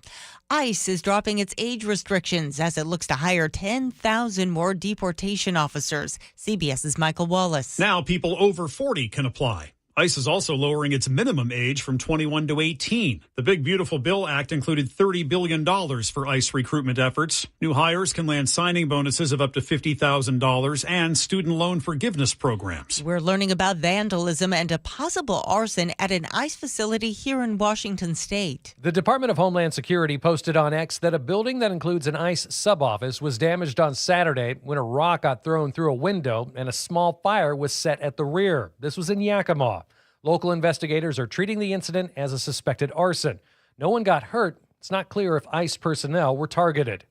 Frank Lindsay, KIRO News Radio. Primary election results are coming in. KIRO News Radio's Luke Ducey looks at which candidates are heading to the November ballot in King County. A heated race for mayor in Seattle. Incumbent Bruce Harrell and challenger Katie Wilson are locked in a statistical tie in the primary, both advancing to November. Starting today, they'll be battling for every vote from candidates who didn't make the cut. In the Seattle City Attorney race, Erica Evans made a strong showing, winning 51% of the votes. She'll face incumbent Ann Davison, who secured 37%. For King County Executive, council members Gurmai Zahalai and Claudia Balducci will move on to November. Luke Ducey, KIRO News Radio. In Auburn, Mayor Nancy Backus will face either Yolanda Trout or Ronnie Morgan. That race too close to call right now. In the open seat for Tacoma Mayor, Anders Isbin will face John Hines. And in Everett, City Council member Scott Murphy and two-term Mayor Cassie Franklin are heading to the November ballot. On Wall Street, the Dow was up 121 points. NASDAQ ahead 212. KIRO News Radio traffic. In Tacoma, a crash is blocking all lanes on State Route 16 now near South 12th Street. You're backed up clear across the Narrows Bridge. In Seattle, a disabled semi is blocking a lane on I-5 southbound near James Street, not helping your southbound commute, which is already slow because express lanes have been open northbound all morning due to construction. Your travel time Linwood to Seattle on I-5 is 90 minutes, more than an hour longer than usual. Alderwood to South Center on I-405 is 80 minutes, more than half an hour longer. Traffic brought to you by Seattle Sports. Download the Seattle Sports app to stay in the know with the latest news, scores, and opinions about your favorite sports teams. This weather update brought to you by State Roofing and Exteriors. A bit of drizzle out there still with highs near 70 today. It is 63 in downtown Seattle. I'm Heather Bosch. Your best source for local news. You're listening to KIRO News Radio, Northwest News. This is the Gee and Ursula Show. It is a bit of a rainy Wednesday morning. Have you checked outside the window? What you talking about?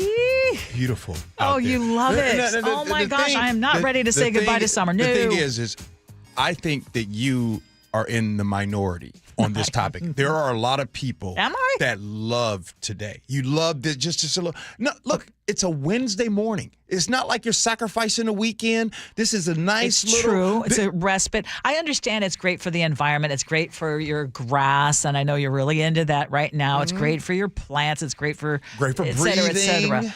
But am I in the minority when I say I'm not ready for summer to end? Text us, 888-973-5476. No, you're not going to reword. No, that's not what I said. Not what I said. This is what I said. You're in the minority when it comes to just this. Having a brief switch. Nice little switch. Yes. Little sprinkle. Because we are going to get back to the 80s over the weekend, I understand. Okay, but that's not what we're going to talk about, because what is your first reaction when you find out family is coming over to visit? Gee. It's great in the beginning. Okay, so whether it's the holidays or family birthdays or even a warm or rainy summer weekend, you can get that call or text at any time. Hey, Mom, the family's coming for a visit. So I'm curious as to how you feel about that, because do you actually want your family in your house? And I bring this up because a writer in The Cut points out that visiting your parents when you're an adult, especially with your own family, can feel less like a cozy tradition and more like an awkward fit. So they're pointing out that you've got to turn the guest bedroom now back from being an office back to, now who's going to sleep where. The routines change. And let's face it, if you're someone who loves routine, this might, and I'm looking straight at you, G, This is something that you might want to consider. Is fitting the family in your childhood bedroom necessary, or is it just a tradition that could be causing more stress? So, first, let me say this. I love all my family. I love everybody. In case they're listening. Just in case y'all listening. I love all of you. I love all of you the same. Okay. Now, with that being said, my problem in life, Ursula, is I am such a creature of habit. I mean, like, it's kind of ridiculous. If you all follow me on X, you know I say the same thing at the same time every day on X between 4:50 and 5 a.m. If you follow me, you'll text in. You know exactly what I say. What do you say, though, for those of us who aren't on X? Time to make the donuts. Oh, okay. Every single day, I say that between 4:50 and 5. And then I head out. I head to the gym. The problem is, Ursula, is that because of my routine, if someone comes to stay, it's not them. Is that if I get out of my routine of what I do, it's harder on my body, it's harder on my mind. So therefore, and I'm constantly worrying if you're okay. So I love it when family comes to visit. Okay. And in fact, one of the biggest reasons that I desperately wanted our house to be remodeled, and we had to unfortunately wait over 20 years, was because it was just too squishy and I just didn't have enough spots for guests. And I love it. If I could build a compound for my family, I would do that. If I could have everyone live close together. And yes, I know that there would be moments where I would regret saying that, but for the most part, that's when I am in my happy place. And I'm not alone. Tom just texted in and said, I absolutely love having my family come visit. The 5 of us siblings are closer now than we were when we were kids. So, okay, I know right now, though, something that's bothering you that made me crack up is you're missing a skillet. Or was it a skillet? What did you say? Like a frying pan or something? I have a Traeger cast iron skillet. And right now, I can't find it. Now, I don't think anybody took it. I just have misplaced it. The thing is that I've been looking for it for 3 days, this cast iron Traeger skillet. And this is what I do a lot of. Look, it's my skillet. Like, you have your skillet at home. You all have something that you might have 17 skillets. But there's just one skillet, though, that's your baby. Yeah. And this and is somehow you think one. It's related to because your life was disrupted. I can't find it. Yes. And so, and another thing, too. I now know why people, when they go out of town, like when I go in town, I go stay at the hotel. Yeah.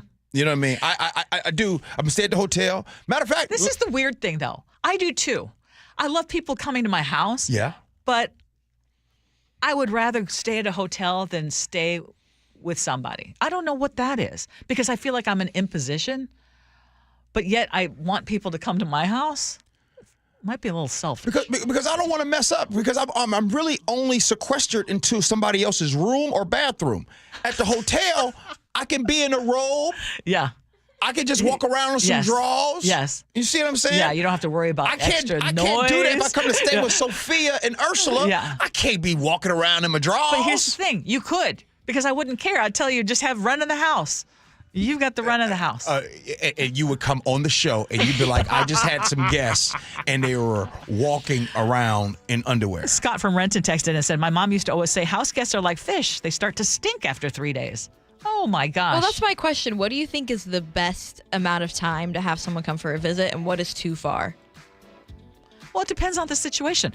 I will just give you, for example, right now I have guests. My sister and her family from Germany. So my brother-in-law and my sister. How long have they been there? They've been over a week, and they're going to do like close to 3 weeks. It's been awesome. I'm dreading the day that they're going to leave. I will add, though, do you think that is a cultural thing because you're first generation, Ursula, that, having family in your household is very different than in America? We kind of keep to ourselves. Americans do not like to host their family in the same way that, families from other countries do. It could be that, or it could just be, I truly, with all our quirks and all, I love our family. Yeah. I want to tell you guys something. I know how I am on the air, and you guys hear me all the time, but I'm going to pull back the curtains. I am really a very boring person. My wife can attest to this. I do the same thing every single day. And sometimes I don't want people to see that side of me, Ursula. Like, I see. Because you feel like, okay. And I don't talk. But here's the other thing. Yeah. The people who stay with me are also really mindful. Like sometimes I'll just say, hey, I need to chill. And, you've got run of the house, do what you want. And sometimes I just need to go chill. And that's cool, I need too. to chill every day. Coming up next, we do scenarios. Gee and Ursula.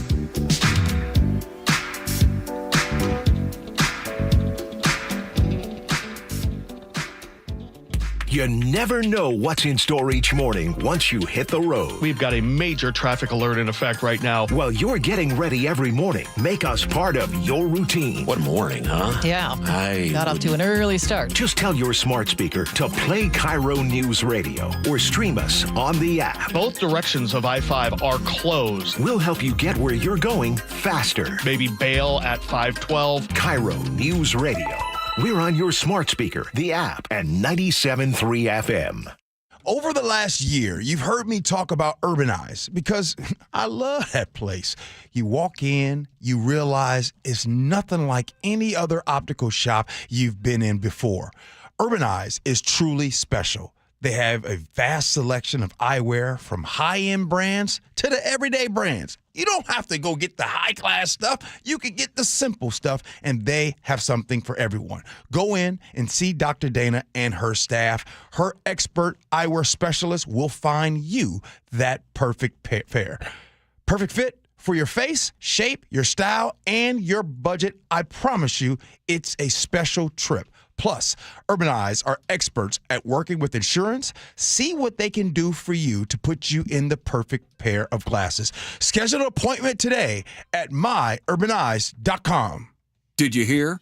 A recent stash of $10 gold Liberty coins from the 1800s has been found. These gorgeous gold coins are as bright and shiny as the day they were struck in the late 1800s, and less than 200 of these gold coins are available. Coin experts are calling this gold find an incredible opportunity. Call 1-800-917-4635, and you are guaranteed a $10 gold Liberty coin minted by the U.S. Mint in the 1800s. But with extremely limited availability, you must call now. These gold Liberty coins from the 1800s are still in uncirculated condition. That is history you can hold in your hand. To learn more, call 1-800-917-4635. Call now and you'll receive a free American Coin Collector's Bonus Package, a $40 value, free with every order. Call 1-800-917-4635 now to secure your $10 gold Liberty coins dated from the 1800s before they sell out. That's 1-800-917-4635. Yikey wawa. What? My hot water. Yeah? Not so hot. Water heater trouble? It's not working. We can fix that. This week? How about today? Apollo Plumbing really is ready right now. Especially when it comes to water heater replacement. Think I need a new one? Is it more than 10 years old? It is. Probably so. Doesn't heat like it used to. It runs out? All the time. That's a warning sign. Uh-oh. So are little leaks. But Apollo can get me a new one? Installed today by our clean screen trained and trusted plumbers. They're water heater experts. But I probably got to pay a rush fee. No extra charge. You make this too easy. We'll even haul off the old one. A new water heater. Same day. That's the Apollo Plumbing way. This is going to get my budget in hot water. Got you covered there, too. How? Our available payment plans. I don't have to wait? Or take cold showers. You are a lifesaver. Call us this morning. You'll have hot water today. That's the Apollo Plumbing way. ApolloPlumbing.com. I'm Ed Evans, CEO of Consumer Cellular. We're dedicated to serving people 50 and up, like me. Our needs are different. Big Wireless wants us in an unlimited plan, but if you're not using all that data, you're probably getting used. At Consumer Cellular, we're focused on affordable, reliable plans, including data that suits your needs, not ours. Our plans start at just $20, and you'll get the best customer service in the business. Call 1-888-FREEDOM, visit consumercellular.com/facts or a store near you. Plans include $5 credit for auto pay and e-billing. See site for additional facts.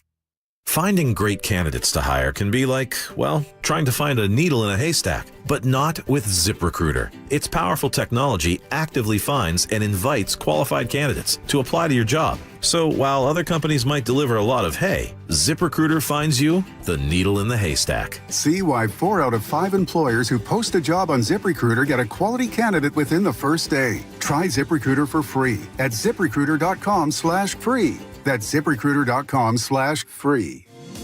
Next week at Dimitro's Jazz Alley, Jazz Royalty takes the stage. Dave Koz and Friends Summer Horns play 4 unforgettable shows, August 12th and 13th. Get your tickets now at jazzalley.com. I'm still going for it, even with higher stroke risk from atrial fibrillation and a regular heartbeat not caused by a heart valve problem. Over a 3-year study, Eliquis apixaban tablets reduced stroke risk better than warfarin, and over 97% of Eliquis patients did not experience a stroke. A first stroke occurred in 2.9% of warfarin patients versus 2.3% of Eliquis patients. Don't stop prescription Eliquis without asking your doctor. Stroke risk may increase. Eliquis can cause serious and potentially fatal bleeding. Don't take if you have an artificial heart valve, abnormal bleeding, or antiphospholipid syndrome. While taking, you may bruise more easily or bleed longer. A spinal injection increases blood clot risk, which may cause paralysis. Get medical help right away for unexpected bleeding or bruising, or back pain, tingling, numbness, muscle weakness, or incontinence. Aspirin products, NSAIDs, SSRIs, SNRIs, and blood thinners increase bleeding risk. Tell your doctor about planned medical or dental procedures. Learn more at Eliquis.com or call 1-855-ELIQUIS. I'll tell you what, a lot of y'all are texting in about your opinion about people coming to town. And I know why. Because you can say things here that you can't say at home, for real, for real. Oh, what I was going to say, though, and I'll say it, I was going to tell you off the air, but one of the things that's been great about my sister Tina and her husband Frank and my niece Alicia, they're very neat. So I don't have to worry about picking up after them and all that. I mean, the guests that aren't so cool are the ones who expect you to, basically do everything for them.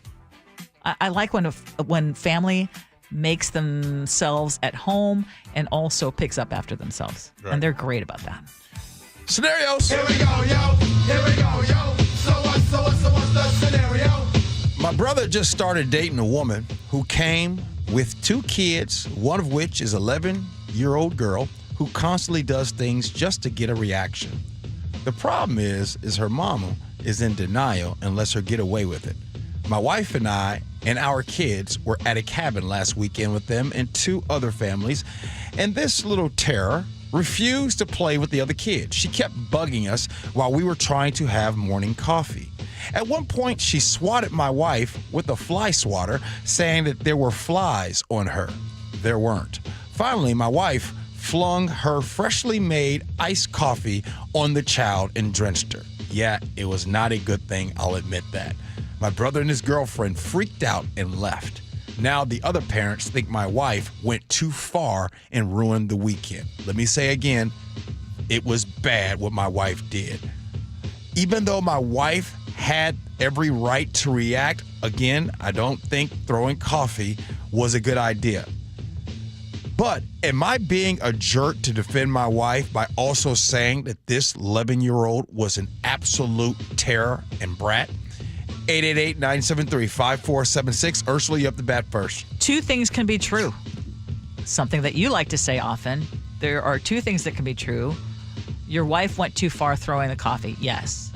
But that 11-year-old was acting extremely bratty, and the parents should have done much more to try to basically curb that behavior or remove themselves from the situation if you can't be a good guest. Mm-hmm. Well, this is not two-sided. This is not both sides. This is absolutely your wife just let an 11-year-old get her to throw coffee. So ridiculous. Yes. Wait, what? Yes. You mean to tell me this 11-year-old got your wife to throw coffee on them? Like, I've never done that before. No, don't get me wrong. Some of these kids are bad. And some people that they got badass kids. But never to the point where you take coffee and you throw it on them. That says a lot about someone who would resort to that. It's like, okay, what else would you do? Mark in Nisqually says, it was wrong, but I understand Chris Rock. All right. What do you got there, Sophia? Yeah, I mean, it looks like the child was a little bit of an instigator, but if this is something that the mom did as a reaction, it might be an indicator that this is just how she parents her kid, and it might not be the best parenting technique.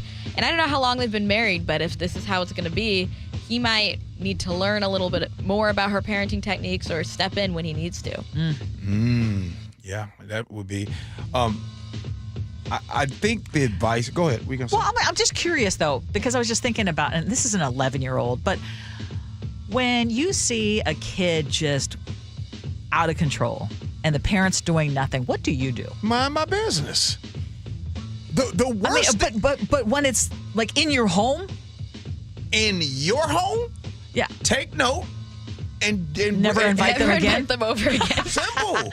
But you wouldn't say anything? No. What are you gonna say? Hey, can you get control of your child? Yes, that's exactly what I would say. Okay. Time out. I mean, sometimes parents need a little bit of embarrassment and shame to. Okay. Come on. Here's the thing. There's some topics that we talk about on this show where you hold back. This is one where you're not holding back. I'm not holding back. You would do that. Yeah, I would.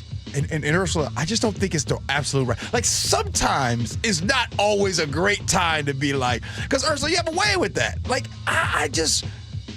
you telling somebody. If they're running ragged and the parents are not doing anything and they're either in danger of hurting themselves, hurting somebody else, breaking something, and the parents are turning a blind eye, yeah, I would say something.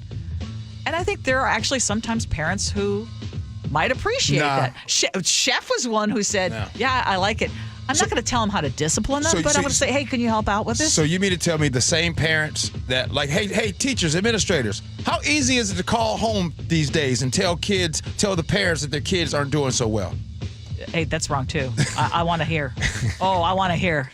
Nick, what do you got, bro? Listen, I think this is a case where both sides can be right to a certain extent. The kid should have never been in this situation, being so poorly behaved to trigger people into these acts. And as for the mom who snapped, I get the rage trying to shut the kid up, but I don't like a vanilla frappe with extra cream and sweetener on the youngin's noggin's going to do anyone any favors.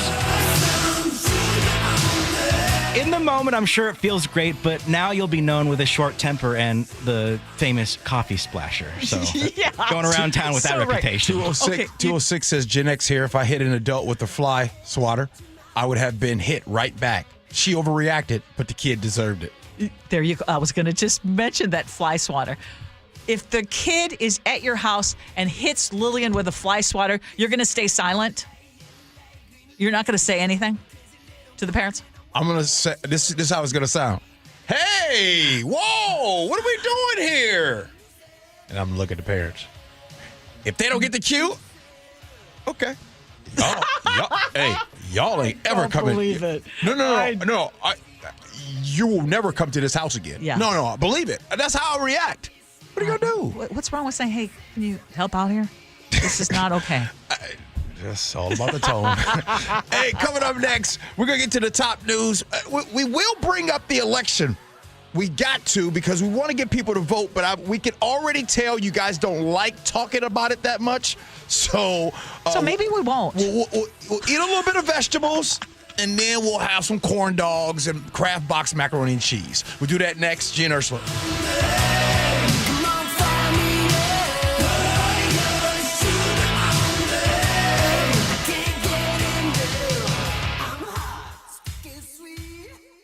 Choke Points with Chris Sullivan. What burning questions do you have? You can help drive the conversation by going to mynorthwest.com or text Choke Points to 888-973-5476. Tuesdays and Thursdays on Seattle's Morning News. We meet by accident, fixing every last bit, accurate auto body. If you've been in an auto accident, you have the right to take your vehicle to any repair facility. Accurate Auto Body has been family owned and operated since 1994, and they work for you, not your insurance company. Your insurance company may not love them, but you will, because We meet by accident, fixing every last bit. Accurate Auto Body.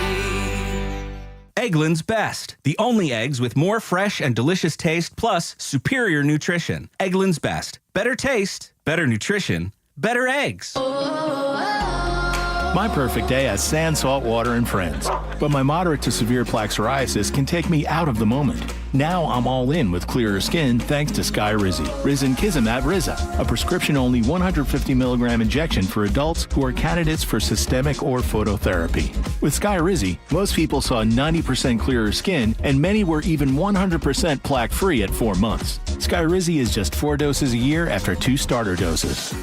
Don't use if allergic to Skyrizi. Serious allergic reactions, increased infections, or lower ability to fight them may occur. Before treatment, get checked for infections and tuberculosis. Tell your doctor about any flu-like symptoms or vaccines. Thanks to Skyrizi, there's nothing on my skin, and that means everything. Ask your doctor about Skyrizi, the #1 dermatologist-prescribed biologic in psoriasis. Visit Skyrizi.com or call 1-866-SKYRIZI to learn more. Hey, Spike O'Neill here with Dr. Matthew Sharp, owner of Sharp Vision Modern LASIK and Lens. Dr. Sharp, I keep getting questions from our listeners. When's the right time to have this procedure? My eyes are changing. Should I wait until they're done changing? Well, I always tell patients, do it now. Don't wait. Whatever age you are, and that's part of the mission of Sharp Vision, is that whatever age you are, whatever prescription you have, we try to find a procedure that works for you. When you're young, LASIK and PRK are great procedures. As we get older, the refractive lens exchange becomes more appealing because that can fix whatever glasses prescription, whether you're farsighted, nearsighted, or have astigmatism, and it fixes it permanently so you don't develop cataracts, and it allows you to see near without glasses. Do what I did. Schedule a consultation to learn everything you need to know from the best Sharp Vision Modern LASIK and Lens. 425-451-2020 or go online to sharp-vision.com. That's sharp with an E-vision.com. I'm still going for it, even with higher stroke risk from atrial fibrillation, an irregular heartbeat not caused by a heart valve problem. Over a 3-year study, Eliquis apixaban tablets reduced stroke risk better than warfarin, and over 97% of Eliquis patients did not experience a stroke. A first stroke occurred in 2.9% of warfarin patients versus 2.3% of Eliquis patients. Don't stop prescription Eliquis without asking your doctor. Stroke risk may increase. Eliquis can cause serious and potentially fatal bleeding. Don't take if you have an artificial heart valve, abnormal bleeding, or antiphospholipid syndrome. While taking, you may bruise more easily or bleed longer. A spinal injection increases blood clot risk, which may cause paralysis. Get medical help right away for unexpected bleeding or bruising, or back pain, tingling, numbness, muscle weakness, or incontinence. Aspirin products, NSAIDs, SSRIs, SNRIs, and blood thinners increase bleeding risk. Tell your doctor about planned medical or dental procedures. Learn more at Eliquis.com or call 1-855-ELIQUIS. KIRO FM and HD1 Tacoma, Seattle. This is CBS News on the Hour, sponsored by O'Reilly Auto Parts. I'm Cammie McCormick. 5 soldiers at Fort Stewart in Georgia have been wounded in a shooting. There aren't many details yet, but the White House was monitoring developments during the lockdown at the Army post. CBS's Eleanor Watson has more from the Pentagon. The latest update is the shooter was apprehended. There's no active threat to the community, according to Fort Stewart. The shooter apprehended. 5 soldiers were shot and are being transported to a community hospital. Their conditions are unknown. Fort Stewart is home to thousands of soldiers assigned to the Army's 3rd Infantry Division. President Trump's envoy Steve Witkoff met in Moscow today with Russia's president. Trump called the meeting productive. CBS's Ramy Inocencio with a take from a Russian official. Moscow had received certain, in his words, signals from Trump, and that Moscow had transmitted messages back to the White House. As for the detail of those messages, that right now is not publicly known. Despite President Trump saying that great progress was made, he still took aim at India for buying Russian oil, ordering steeper tariffs on Indian goods. CBS's Kelly O'Grady. This is the very first time that we would ever see tariffs used in this way, in such a blanket way to apply such economic pressure. Nearly 40 Palestinians were killed in the past 24 hours trying to get aid in Gaza. Israeli Prime Minister Benjamin Netanyahu is expected to announce further military action and possibly plans to fully reoccupy Gaza. Greg Carlstrom of The Economist. I think we'll only know that this is really happening if we see Israel calling up significant numbers of soldiers. Netanyahu threatening this and leaking to the media that he wants to do it is something that he's doing both for domestic political consumption for his own right-wing supporters, some of whom support the idea, and also as a way of putting some pressure on Hamas in these ongoing stop-start negotiations over a ceasefire. The White House says Apple is increasing its U.S. investments. Natalie Brand has more. Apple will announce an additional $100 billion of investment in the United States. Apple had previously announced back in February $500 billion. So this will be on top of that. And the White House saying that as part of this announcement, it will include an American manufacturing program to bring more of Apple's supply chain back to the United States. Trump has criticized Apple in recent months for efforts to shift iPhone production to India to avoid tariffs his administration planned for China. On Wall Street today, stocks are higher. The Dow is up 138 points. This is CBS News. Think O'Reilly Auto Parts for all your car care needs. Get the parts and service you need fast from the professional parts people at O'Reilly Auto Parts. The survivor of a brutal random stabbing at Point Defiance Park speaks out in court. The story coming up, but first, KIRO Newsradio traffic. In Tacoma, you have two separate crashes on State Route 16 eastbound near South 12th. Traffic is crawling by on the shoulder. You're backed up over the Narrows Bridge and into Gig Harbor right now. In Seattle, a disabled semi is blocking a lane on I-5 southbound near James Street, not helping your southbound commute, which is already slow because express lanes have been open northbound all morning due to construction. Travel time Linwood to Seattle on I-5 is almost an hour and 10 minutes longer than usual. Alderwood to South Center on I-405 is half an hour longer. Traffic brought to you by Lake Washington Windows and Doors. Save with 20% inflation discounts and 18-month free financing. LakeWashingtonWindows.com. KIRO News Radio 97.3 FM Northwest News. Now, the latest from KIRO News Radio and mynorthwest.com. Good morning, I'm Heather Bosch. The survivor of a random brutal stabbing at Point Defiance Park recounted the attack in a Pierce County courtroom where 29-year-old Nicholas Matthew is on trial for her attempted murder. I started screaming for help, and then I realized people might not come if I wasn't clear, so I started screaming, "He's going to kill me. He's killing me." Witnesses stopped him. Police tell KIRO 7 TV Matthew was arrested as he tried to flee the country. The trial continues today. A Linwood father is in custody after police say his 4-year-old son found his gun and the child accidentally shot his own mother in the arm. But KIRO News Radio's James Lynch says that was just the start of the trouble for David Neff. Prosecutors say Neff had 73 guns in his home, many of them unsecured. Snohomish County Prosecutor Christina Keplinger says investigators also found 8 homemade explosive devices. Many of them were equipped with shrapnel, various metal pieces. Charges include unlawful possession of a firearm, reckless endangerment, and possession of explosive devices. James Lynch, KIRO News Radio. If a gun is used in a crime, victims may have to wait for justice because there's a big backlog of firearms that need to be tested. But the State Patrol says it is training new scientists and expanding lab space in order to reduce that backlog. We need to turn these things around more quickly so that the cases can move more quickly through the adjudication process. The State Patrol's Chris Loftus says the average wait for firearms cases is 379 days. The goal is 120 days or less by 2028. The city of Tacoma wants to be reimbursed for nearly $400,000 in repairs after a light rail project knocked out power 3 summers ago. The News Tribune says the city is suing Sound Transit and 2 contractors. No comment from them yet. The Bonnie Lake Sumner Little League team stepped on the gas against Oregon yesterday in Regional World Series play, starting with the first at-bat. The call on ESPN. Pretty good shot to the wall. Gone! The team rolled on to win it 20-6. They play in the regional championship Friday evening. The winner of that game heads to Williamsport, Pennsylvania for the World Championship Tournament. This weather update brought to you by State Roofing and Exteriors. A bit of rain out there today with highs near 70. It's 64 in downtown Seattle. I'm Heather Bosch. Your best source for local news, serving Western Washington and the world with the KIRO Newsradio App. Always streaming live on your smart speakers. You're listening to KIRO Newsradio, Northwest News. This is the Gee and Ursula Show with G. Scott and Ursula Reutin. Good morning, everybody. It is the Gee and Ursula Show. Happy Wednesday, August 6th. It is also Ursula's birthday week. 2 days away from her birthday, milestone birthday, turned 60. And I got to tell you, the text line has been spirited today. The YouTube, well, I heard it's packed in there. So, nice. Yeah, the YouTube has been. Is it YouTube spirited too? YouTube is always spirited. They're always alive. But yeah, they're around today. Yeah. Good morning, Ursula. Hey, good morning.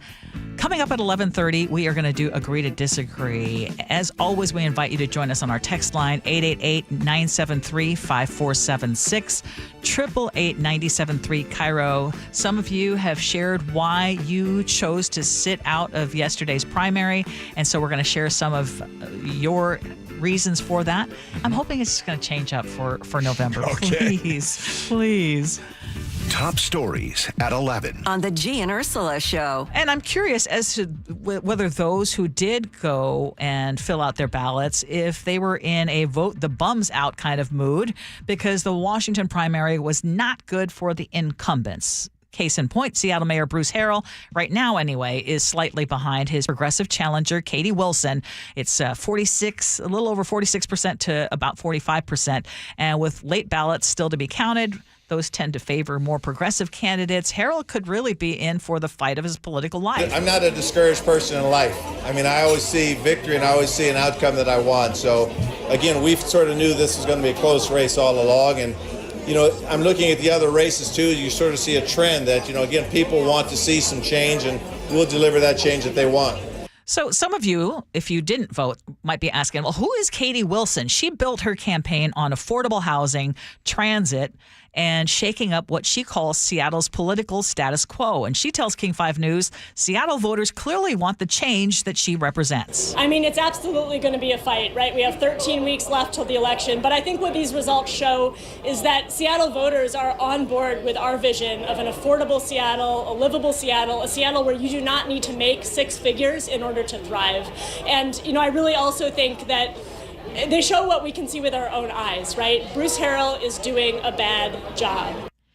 So I guess the question is Bruce Harrell doing a bad job, or do you think the city is going in the right way? And if you are Bruce Harrell right now, what are you telling his campaign to do to turn things around? Keep reminding folks, if I'm Bruce Harrell, I would consistently show video of what was happening in 2020 and 2021. I would consistently bring up Ursula's top news stories of the day during that time. I would consistently show the text line and what people were talking about, and people talking about downtown and how bad it was, right? We were coming off of a very you guys remember the pandemic, right? You do remember that during that time. If I'm Bruce Harrell in his camp, I would come and say, now, are things perfect? No, ain't nobody perfect. Nobody's perfect. There's always going to be things that Bruce Harrell and Katie Wilson, they will all continue to need to work towards.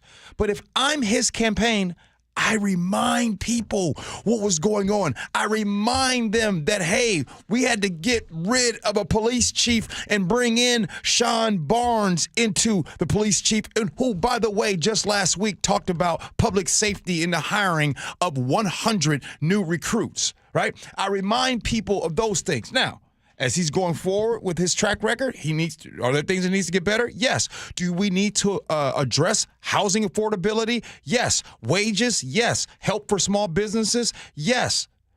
But to the end of that, and my last point that I want to make, Ursula, and I got to do this to you. It reminds me back in the day when I was in my 20s, and I was single, And I would tell her, you know what? I can do this for you. I can give you the world. I can give you way more than he could give you.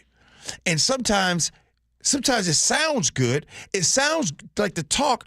It reminds me of in November of 2024 when someone said, day one, I'm going to make things better for you.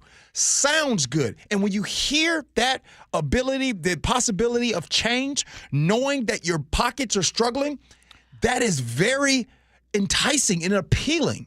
So yes, and that's why I think Katie Wilson is resonating with a lot of the folks who came out to vote, because housing, rent, all of that is hurting right now, right? It's eating up their paychecks. So that's one of the reasons. And Bruce Harrell got the endorsements from the bigwigs, the labor groups, and the business and the political heavyweights. And for some people, you often say Seattle is a city for the affluent, and these folks are saying, well, wait a minute, what about us? What's going to be happening for us? I think Bruce needs to actually, I think the mayor needs to focus more, as you said, on how is he going to make it, what has been done already to make things more affordable, and how is he going to continue to do that? Because this can't just be a city for the rich. Okay. No, you're right, Ursula. It can't be the city for the rich. But if we're going to have this conversation, let's have the whole conversation. This Seattle did not become the city for the rich under Bruce Harrell's watch. It all started, let's go back to gentrification, not just here locally, but all across the country, in all cities. So this problem that we have when being unaffordable, it is a lot bigger than the mayor. This started way before he became mayor. Now, as mayor, there are some things that he can do to help. One of the things is going to be addressing small businesses here in the city of Seattle. Well, he did, though. I mean, and he's proposing that thing that he did with the city council member, Mercedes Rink, and the Downtown Seattle Association called it boneheaded. So he did try to do something that was kind of put out there quickly and was criticized for that. Again, I think the focus needs to be, is the city moving in the right direction? And I think you all need, whether you live in the city of Seattle or not, do you think it's going in the right direction? Do you think it is? Absolutely. Tell me why. And I don't think it's been a long enough time to because I think we went way too far in allowing drug dealers and drug addicts to do whatever the hell they wanted on the streets of Seattle. I think that we were not fast enough in trying to get people off the streets, and when it comes to homelessness and trying to find them shelter or tiny home villages or get them the help and the resources that they need. And I think there are a lot of people looking like, well, it's just not happening enough. People want things done overnight. And if Bruce Harrell were to say, these are the things that I have accomplished, but I've got more work to do, I think that would be a more winning message than only focusing on the fear of what it would mean for Katie Wilson, because she has tapped into what people are feeling right now, which is priced out of the city. But I am fearful. I'm just going to tell you right now, I'm fearful of going back to where we were in 2020 and 2021. And I get that. And I get what everyone, Ursula, wants to hear. And I think that sometimes when you hear those things, you think, oh, my goodness, this would be immediate change. And you said a second ago, everybody wants immediate change. And even if Katie Wilson were to become mayor, it's not going to happen overnight. The change that you want is not going to happen overnight. So you guys think that all of a sudden Seattle's going to become affordable? If so, what is going to happen that isn't been happening in she's San a proponent Francisco? of rent control. So for renters, she's going to be great.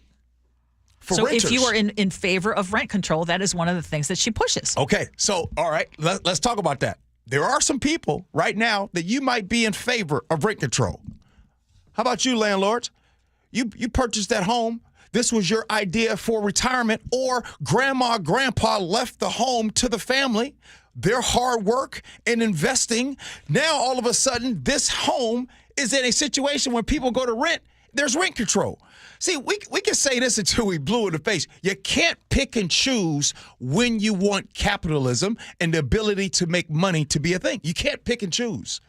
And so it's a roller coaster that's continued. We can talk about wealth tax and CEOs. I'm just tired. You're right, G. And what I'm tired of is the pendulum swinging. And we go so far to one direction, and then we go so far to overcorrect in the other. And I am a firm believer that oftentimes the answer is somewhere in that middle ground. Mm-hmm. And I feel like with the current makeup, and there is a progressive on the council, but with the current makeup, they were moving toward, trying to find those middle ground solutions that doesn't pit one over the other. And that is my biggest fear.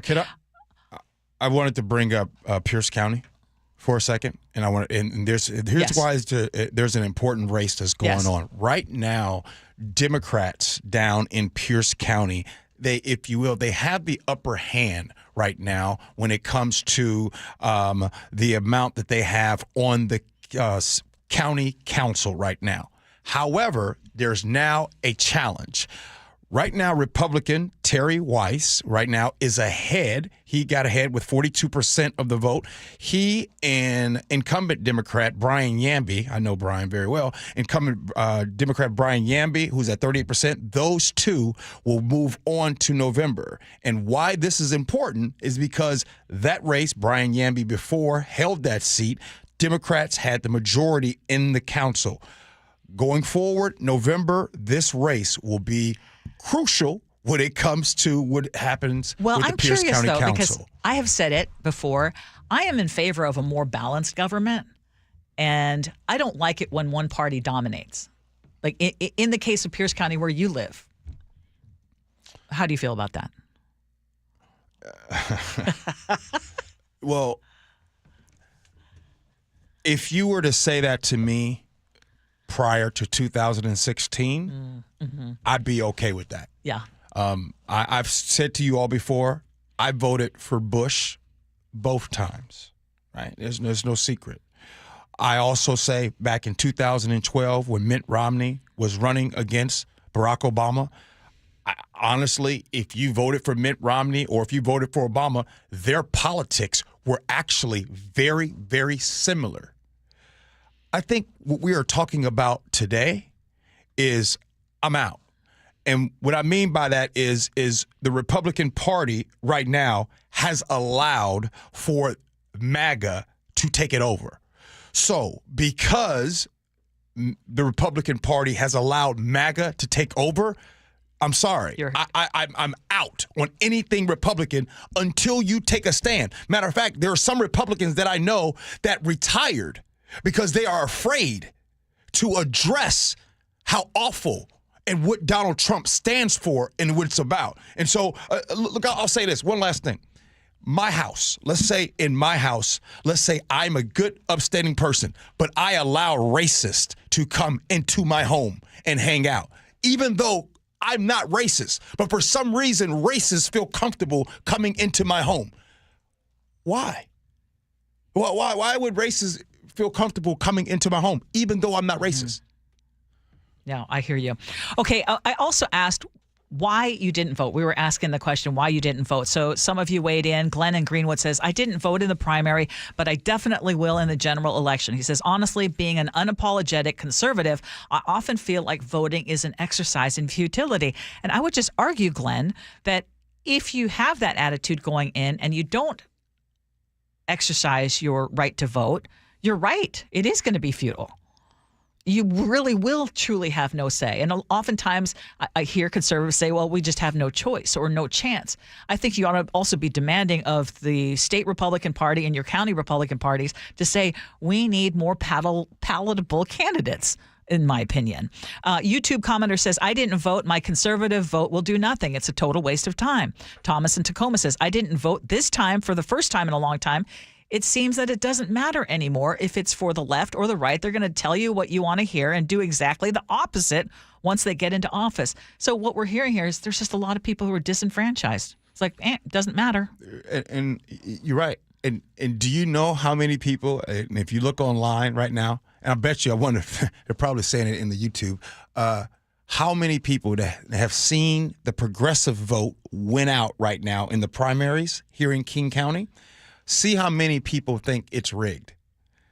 See how many people who don't believe now when the progressives are winning, there are some people that don't trust it. Because let's be real. So over the last 10 years, there's two things that has been a popular thing to be said. One, don't trust the media. Two, don't trust the voting. Yes, and that adds to the disenfranchisement. I mean, absolutely. That makes people feel like, well, it doesn't matter anyway because it's going to be rigged. And I'm going to say it right now. There is absolutely no evidence right now. We have talked about it with the elections officials, both Secretary of State's office, King County elections. And if you have any doubt about the validity of voting or what happens to your vote, you can check. I mean, you can check on it. Mm-hmm. But again, the only way you are guaranteed not to get the effect that you want or the impact that you want or desire in your life is by not taking part. Yeah, and in fairness too, Ursula, another reason why some people look at Democrats and Republicans and see it as being all the same, we go back to the discussion centered around those in Congress and those forever politicians being able to buy and sell stock. Oh, the fact everyone should be against that. Everyone, no, 80+% of the country is against that. But that continues to happen. So when that happens, you're basically telling most of America, which, by the way, the average salary in America is $48,000 a year. When that happens, you have a lot of people that feel like all the politicians are the same. And most of us, I think we vote with our wallet, right? Most of us. We vote on how things are impacting us. Well, I'm curious because for me, it's not just my wallet, because sometimes I vote against my wallet. But it could be... So is that the number one thing? Sometimes it's, how is this going to affect my family? How is this going to affect other women? You know what? I vote on my wallet, my 15 years ago wallet. That's how I vote. I don't vote on today's wallet. Because, I mean, if we're being honest, right? If we're really being honest, like there's a lot of things that are favorable to some people's wallet in this country, the way things are designed right now. Well, keep texting in because we love to hear. Emily in Kirkland says, I'm 30 and I've been a passionate voter. This time, I almost threw out my ballot. I started crying as I looked at the city council candidates, all of whom don't reflect my values for the city. I chose the write-in option. For the first time, it truly felt like voting doesn't matter. I just got a message from someone in Tacoma. 14% of people in Tacoma voted. 14%. So far, that's been counted. So far, my word. in Tacoma. Wow. Whew. Coming up next, we need a real Sophia. You got to come through. That topic got way too deep. I got you. We need to have some fun. We've got a wedding topic. It's so outrageous. Okay. I can't wait to talk about this because it's ridiculous. All right. Agree to disagree next. Gee Ursula.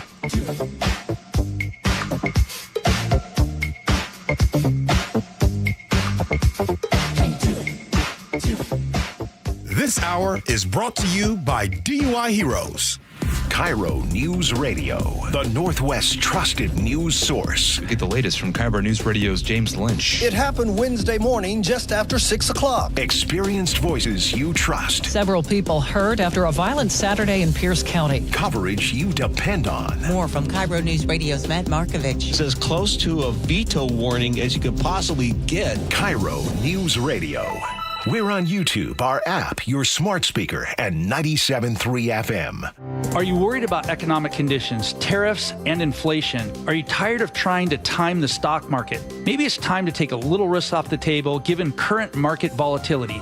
For stability, there's no better option than Legacy Group's Northwest Fund, a fixed return of 9%. Hi, I'm Scott Rurecka, CEO of Legacy Group Capital in Bellevue. We've been running local real estate investment funds for over 18 years with zero investor losses, averaging double-digit returns since inception, and we also accept IRAs. Over 1,000 local investors have invested over $250 million in our Legacy family of funds. Feeling uneasy? Don't gamble your hard-earned money or risk your retirement. Legacy Group's Northwest Fund, returning 9%, has limited openings for new investors right now.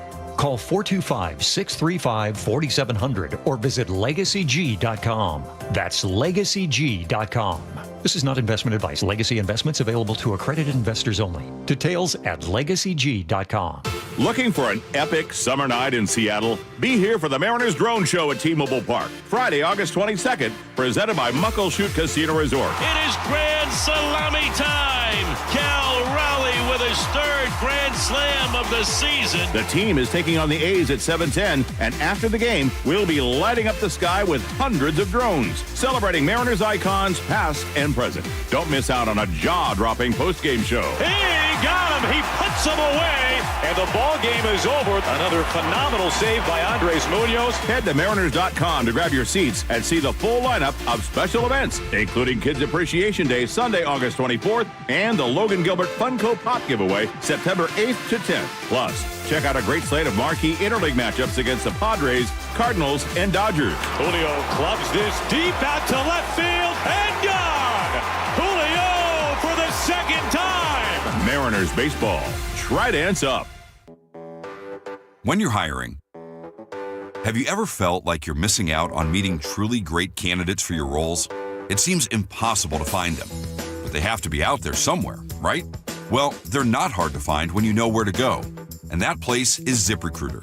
And right now, you can try ZipRecruiter for free at ZipRecruiter.com/radio. ZipRecruiter helps 10 million people with their job search every day. And because these people are actively looking for jobs just like yours, it's easy to find the right person right away. In fact, 4 out of 5 employers who post on ZipRecruiter get a quality candidate within the first day. But if you're not using ZipRecruiter, you're missing out. So see what it's like when the impossible is easy. When you go to ZipRecruiter.com/radio right now to try ZipRecruiter for free. Once again, that's ZipRecruiter.com/radio.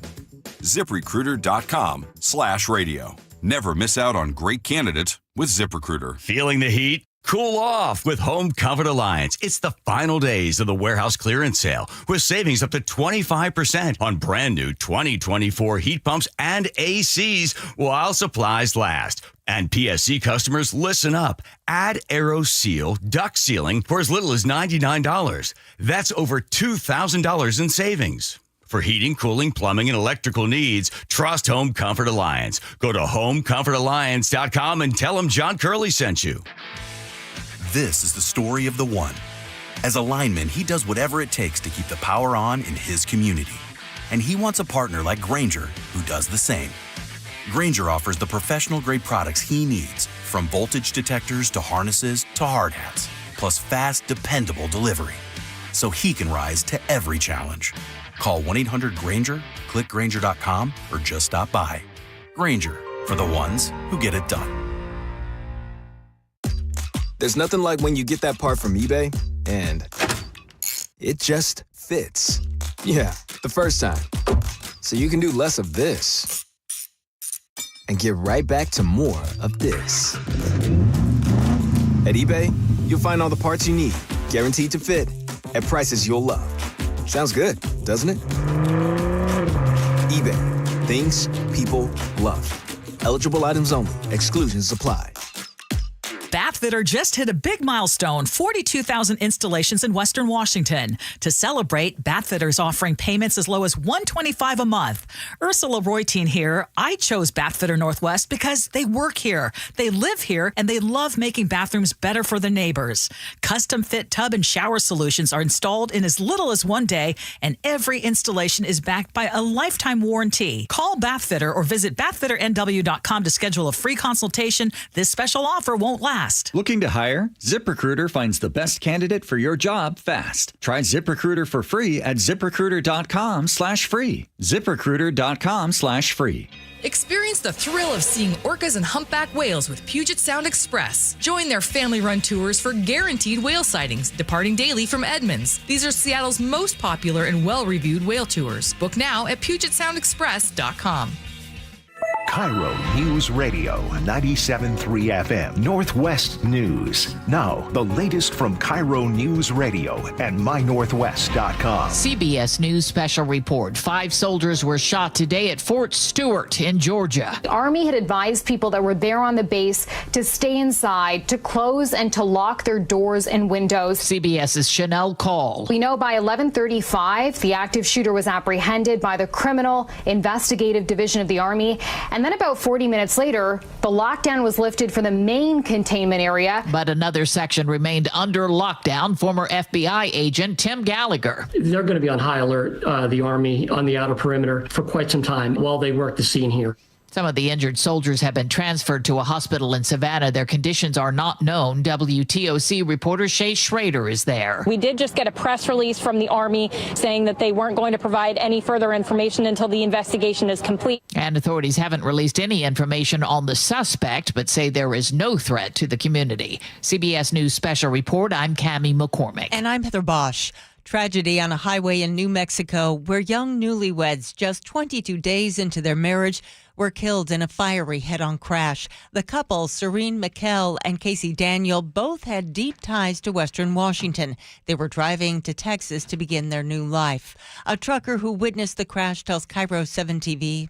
So I ran up and I started deploying my fire extinguisher, getting flames out. Now they're grieving families, raising funds to bring their remains home. More on that at mynorthwest.com. We've posted the latest primary election results there, too. In the race for Seattle mayor, incumbent Bruce Harrell is in a statistical dead heat with Katie Wilson. Both were recently on Seattle's Morning News. No one running for this position remotely has the experience, the executive experience, the academic experience, the professional experience. And over the last 20-some years, I have watched this city become less and less affordable, less and less livable. They will face each other on the November ballot. In Auburn, Mayor Nancy Backus will face either Yolanda Trout or Ronnie Morgan. It's too close to call there. In the King County executive race, County Council members Gurmai Zahlai and Claudia Balducci will face off. And Shoreline voters are passing a one-year property tax levy aimed at closing a big budget gap in the school district.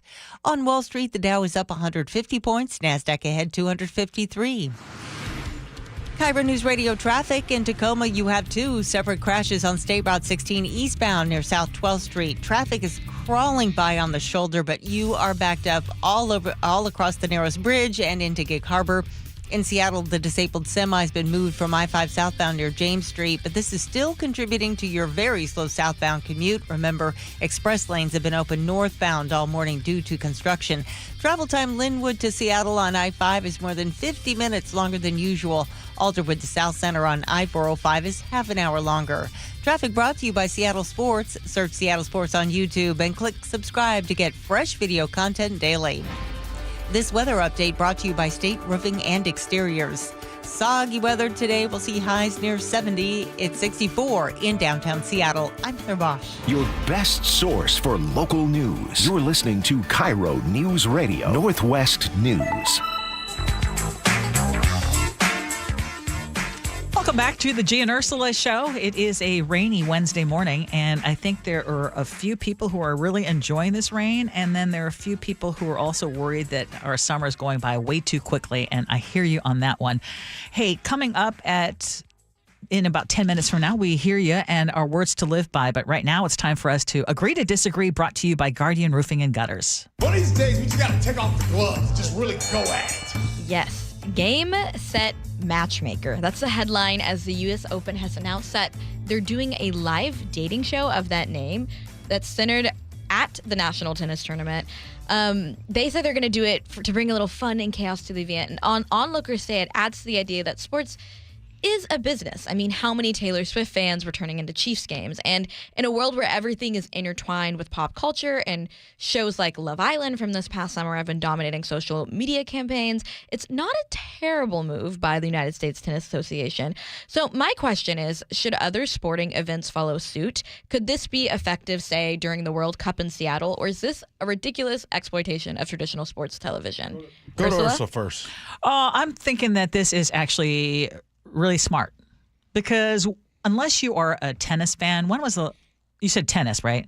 Yeah, for the U.S. Open. Yes, for the U.S. Open. So unless you are a tennis fan, when was the last time you talked about the U.S. Open? I feel like I talked about U.S. Open when the Challengers movie was coming out. That was the last time I talked about tennis. And I am a tennis fan. Actually, I love tennis. I played tennis high school and a little bit in college, and I don't pay attention to the U.S. Open, but now I'm paying attention because you're saying now there's going to be a dating game? Yeah, I mean, and it has nothing to do with the U.S. Open, but they're going to have someone go on a dating show, like where it's kind of like a bachelorette style thing, but all the dates are going to be at the tennis tournament, playing in the, doing the whole thing. Essentially, they're seeing it as a different marketing strategy to reach people of your generation and Nick's generation, and knowing that fewer and fewer young people are watching things like the U.S. Open, watching TV in general. It's amazing to me how our sons, when I tell them about a TV show, they don't watch regular TV. I mean, have you noticed that? I mean, it's like they don't deal with the networks or anything like that. They always talk about, I saw this on YouTube or I saw this online, but they just don't watch traditional TV like we do. Because they didn't come up with what we had. Before the internet, we were all watching the same thing. And so since we're talking about tennis, let's be real. In the 90s, a lot of us paid attention to tennis. Who were you a fan of? Were you Pete Sampras or were you Andre Agassi? Oh, yeah. You see what I'm saying? Oh, yeah, there were names that were household names. Or in the 80s, were you John McEnroe, right? Yvonne Lindo. Like, think about that for a second. I am sitting here rattling. I'm rattling off tennis. Yes. A sport that I took it as a class. Yes. In freshman year of college, and I only took it for one reason, and it wasn't tennis. Anyway, but back to it. Ursula, your children, my children, they don't know what it's like back at. Y'all remember when we only had 3-4 channels? Remember when at a certain time at night your TV would go off? You don't know nothing about that. Your TV was shut off at night. That the programming is done. I remember Nickelodeon's Worldwide Day of Play. That they would have one day, they'd turn the TV off. That was crazy. See, Paul in 253 says, I only watch streaming services. Yeah, that's where we're at today. So how are they going to get your attention? They've got to get your attention doing something else. Also, things like this in dating shows actually are one of the most unifying television concepts, because it does keep that model of how do we get people to come back every single week and participate. Love Island is such a productive show, and it airs every single day for like 10 weeks. Love Island, Love is Blind, all those. Can I admit something? Yes. I'll tell you. So I specifically don't like watching those shows anymore. And here's why. Because I kind of like it when I do watch them, but it really blows my mind for me to waste time. I'd rather waste time doing something else than watching Love is Blind, Love Island. However, I do believe no matter where you're from, no matter what culture, gender, or anything, these shows will hook you. So U.S. Open, this is actually smart. Boston smart to do this. Okay, 253 is not a big fan, though. 253 says, reality TV has been the number one thing that has dumbed down America. Now, integrating it with sports, we are so doomed. Hey, 253. You're not entirely wrong. You're not wrong. You're not wrong. But, the thing is, you say you don't want to waste time watching reality TV, but some people don't want to waste time watching sports. So, however you want to spend your time, what's going to draw in the people? It's true. My reality TV consumption has been now taken over by TikTok, which is also mind-numbing. That's reality. That is a reality TV show. That's a reality TV show. Yeah. We just have it in our hands now. All right. Well, the other thing that is changing a little bit is events and, our relationship to the friends and family of our life.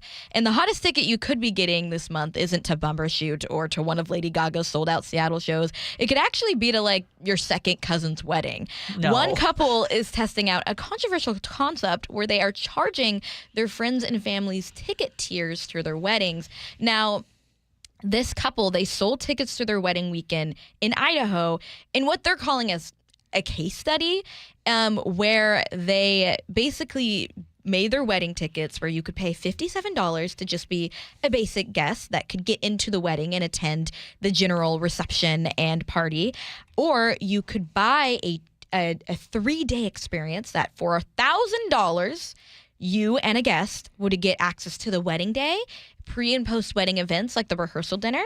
And, you know, that way everyone can be involved in the event, but we're not spending an outrageous weekend amount of money. Did you say genius? Genius. Yeah, and they said they were, and whatever money they made left over after they paid for the cost, they donated.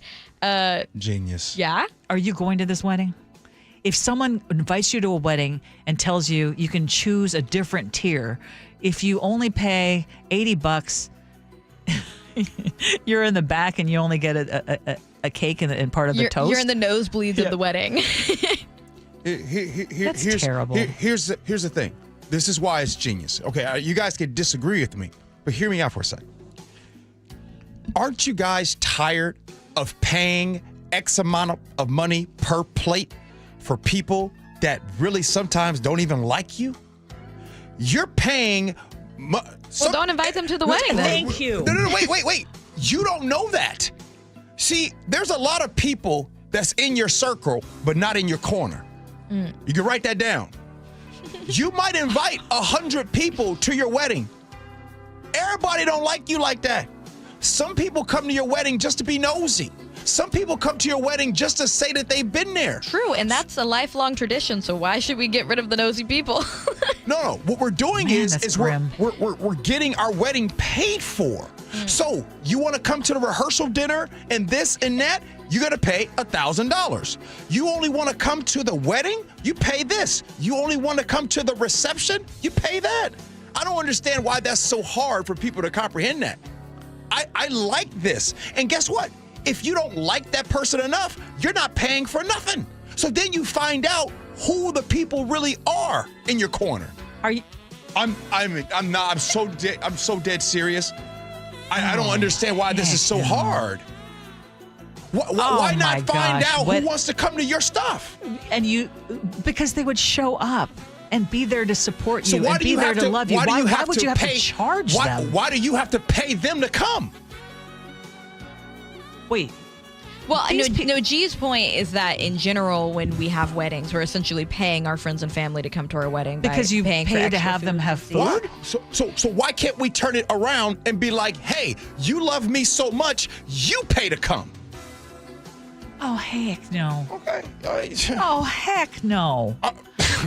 Again, write this down. This is a G-ism. Everybody in your circle ain't in your corner. Text messages, feedback, and we have Ursula's words to live by.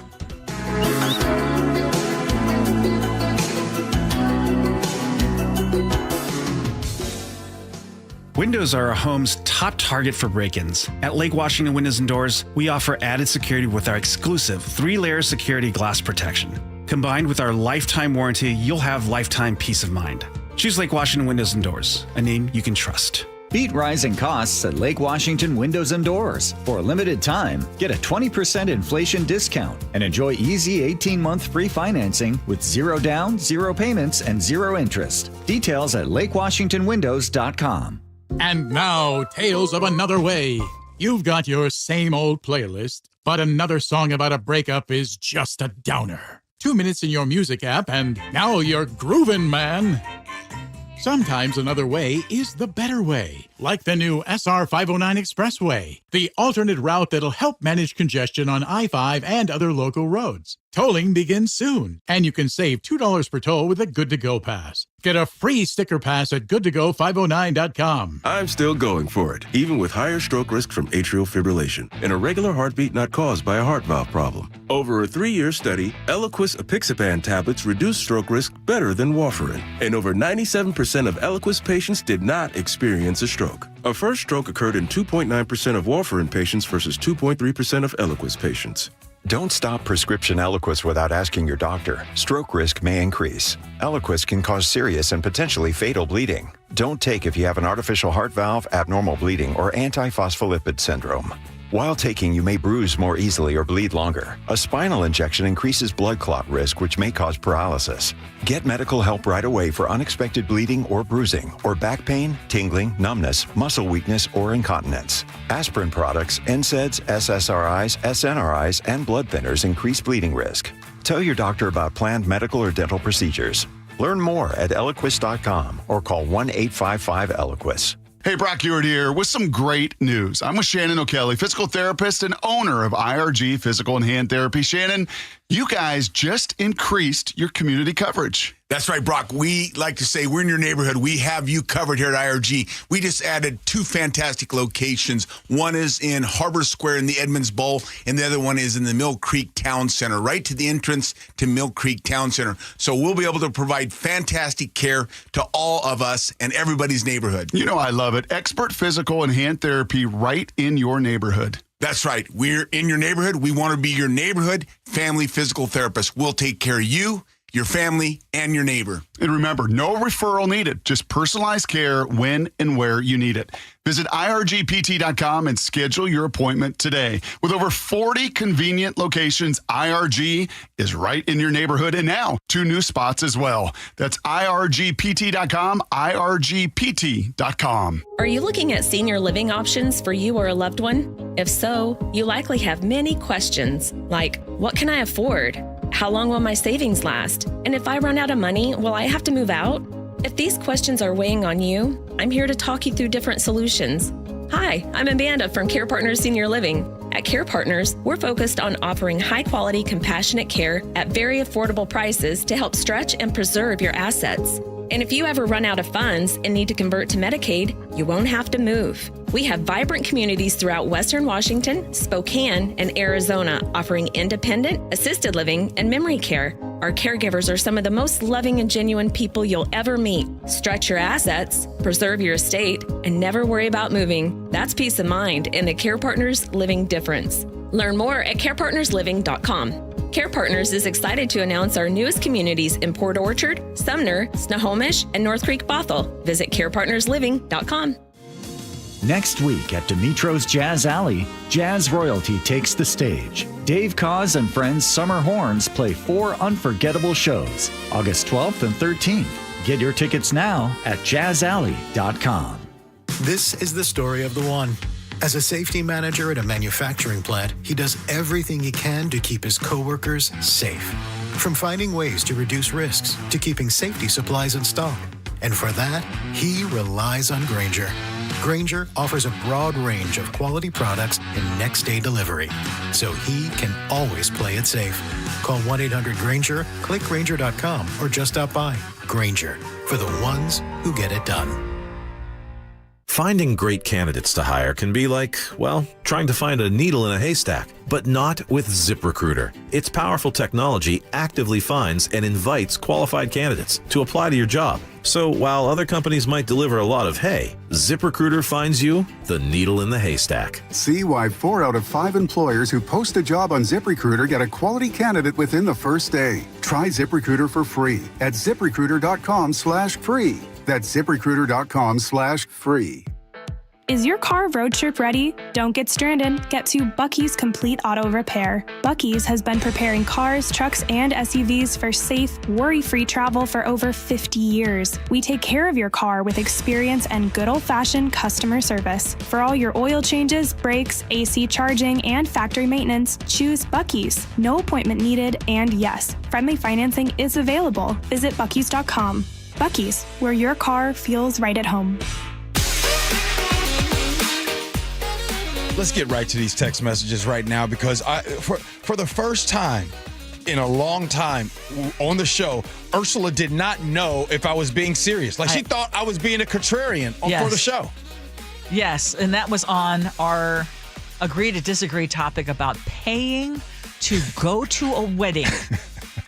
Paying to go to a wedding. Not only that, but paying different levels to get better seats, better treatment at the wedding. That's I think you're nuts. Look here, Grandma. You want to come to the wedding rehearsal, the reception, and the wedding? I need $250 and no checks. You're gonna have a lot of people not showing up to the wedding and not talking to you. Perfect. Again. And that all goes to show you, you're damned if you do, you're damned if you don't. Because how many of you right now have someone mad at you because you did not invite them to the wedding? Okay, Matt in Ravensdale says, if I pay $1,000 to go to someone's wedding, it damn well better include a tux rental and open bar. Otherwise, I'm saving my money and I'm not coming. I don't care how good of friends we are. Oh, it's open bar. It's open bar. And in the 360 says, paying to attend someone's wedding, that invitation goes straight into the trash. I'm with you, Ann. I wouldn't even bother to RSVP to an invitation. Awesome. Quote unquote like that. Heidi in Everett says, Gee, you're on fire today. I can't remember when I've agreed with you so much. In your circle, but not necessarily in your corner. Men on birth control, current election in Seattle, and low turnout from centrists. You're on fire. And then, what did Kevin say? Oh, Kevin in Woodinville says, Gee has finally lost his mind. Paying to go to a wedding is so ridiculous. Kevin, I agree. On elections and voting, Rob in Puyallup says, yeah, people want and have gotten used to instant results. Significant change takes time. I just noticed Roger in the UP hasn't checked in all week. He's mad. He's mad at He does not like my birthday He's week. mad at you. Your birthday. Susan in Kent says 20% of registered voters in a primary because they scheduled the vote at the worst time of the year to get any public involvement. Not by accident, in my opinion. This is true. 206 says, G is right. Moderates don't vote in primaries. They're too busy living life. Sweeping statement. It has always been a problem with our system that the extreme ends, it's true, of the electorate are motivated to vote in the primary, and we are stuck with their choices in the general. Ed in Ballard says, I voted, and I voted for Katie Wilson. Incumbents don't stand a chance when the majority of voters are hurting. People are struggling, and we haven't felt the full effects of the tariffs, mass layoffs, and mass deportations yet. I think this November is going to be a progressive sweep. Mel and Patricia on Mercer Island say, when you talk about more people needing to vote, tell folks if you don't vote, you have no right to complain. They become part of the problem. I said that yesterday, Yeah, you did. and we still didn't have a lot of people show up. What do you think about my man Carl in the 253? Baby boomer here. They stopped teaching civics in schools. Younger generations not taught their responsibility to vote in their communities. All they learn from the progressive side is how to chant and repeat, not knowing it doesn't work. And I will say this. John Arthur Wilson for King County Executive got 10% of the vote. Still. And he dropped out. Yeah, people... Yeah. Okay, on male birth control, Jeff in Everett says, I love the idea of male birth control. I would have killed for this in my wild days. Too many women trying to trap men and recklessly have kids. Personally, I always wore a condom regardless of what they said, so taking further accountability would be no problem for me. Ursula, let's go. Words to live by. What do you got? This is a quote from Nelson Mandela, and I love this. Just thinking about living out your passions. There is no passion to be found playing small in settling for a life that is less than the one that you are capable of living. Ooh, good one, Ursula. All right, let's check in from our good buddy, Nick. Well, now that ballots in the mail are currently in count, there may be a few surprises on the surface to account. So don't cash your bets just yet for mayor winners in this town. Word around the street is there's a photo finish for the crown.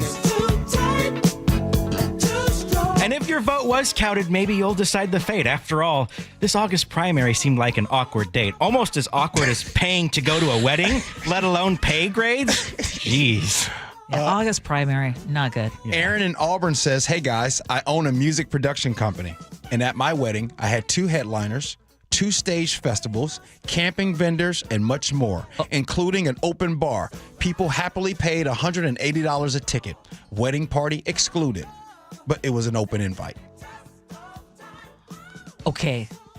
That's not what you were talking about. You were not talking about 2 headlining acts. Do? Maybe at 5 years, I'll renew my vows, and I'll make it. And you'll charge. And I'll make it open for everybody to show up, and I'll charge different levels for you to come. Purchase the premium invite. You know what I'm saying? Gee needs to pad his retirement account. You want to come to all 3 days? You get this. All right, Ursula, we back here. We back here tomorrow. Yeah, we are. By the way, preseason game is tomorrow.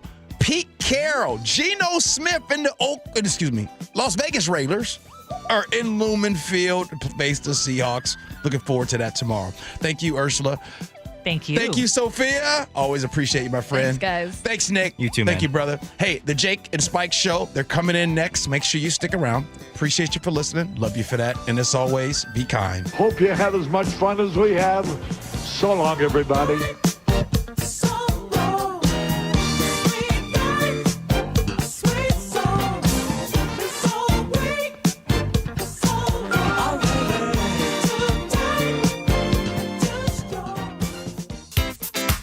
Contractors and heavy equipment operators, get ready. The James G. Murphy Auction Company presents one of the biggest heavy equipment auctions of the summer. On the auction block, we've got 13 excavators, including a 2018 Komatsu PC-238 USLC-11, a 2015 Komatsu PC-138, and a CAT 308 mini excavator. Also up for auction, a 2020 Komatsu WA-270-8 wheel loader, a 2017 John Deere 317G skid steer, 2 backhoes, and 3 rollers. Looking for trucks? Choose from over 100 options, including a 2017 Kenworth T880 with a wet kit and 4 Vector trucks. And if you're in need of contractor's equipment, we've got a massive assortment for you to choose from. Bidding starts 10 a.m. Thursday the 7th and starts closing at 10 a.m. August 14th. And don't miss your chance to preview all items August 12th through the 13th from 8 a.m. to 4 p.m. at our Marysville location. For more information, visit murphyauction.com. That's murphyauction.com.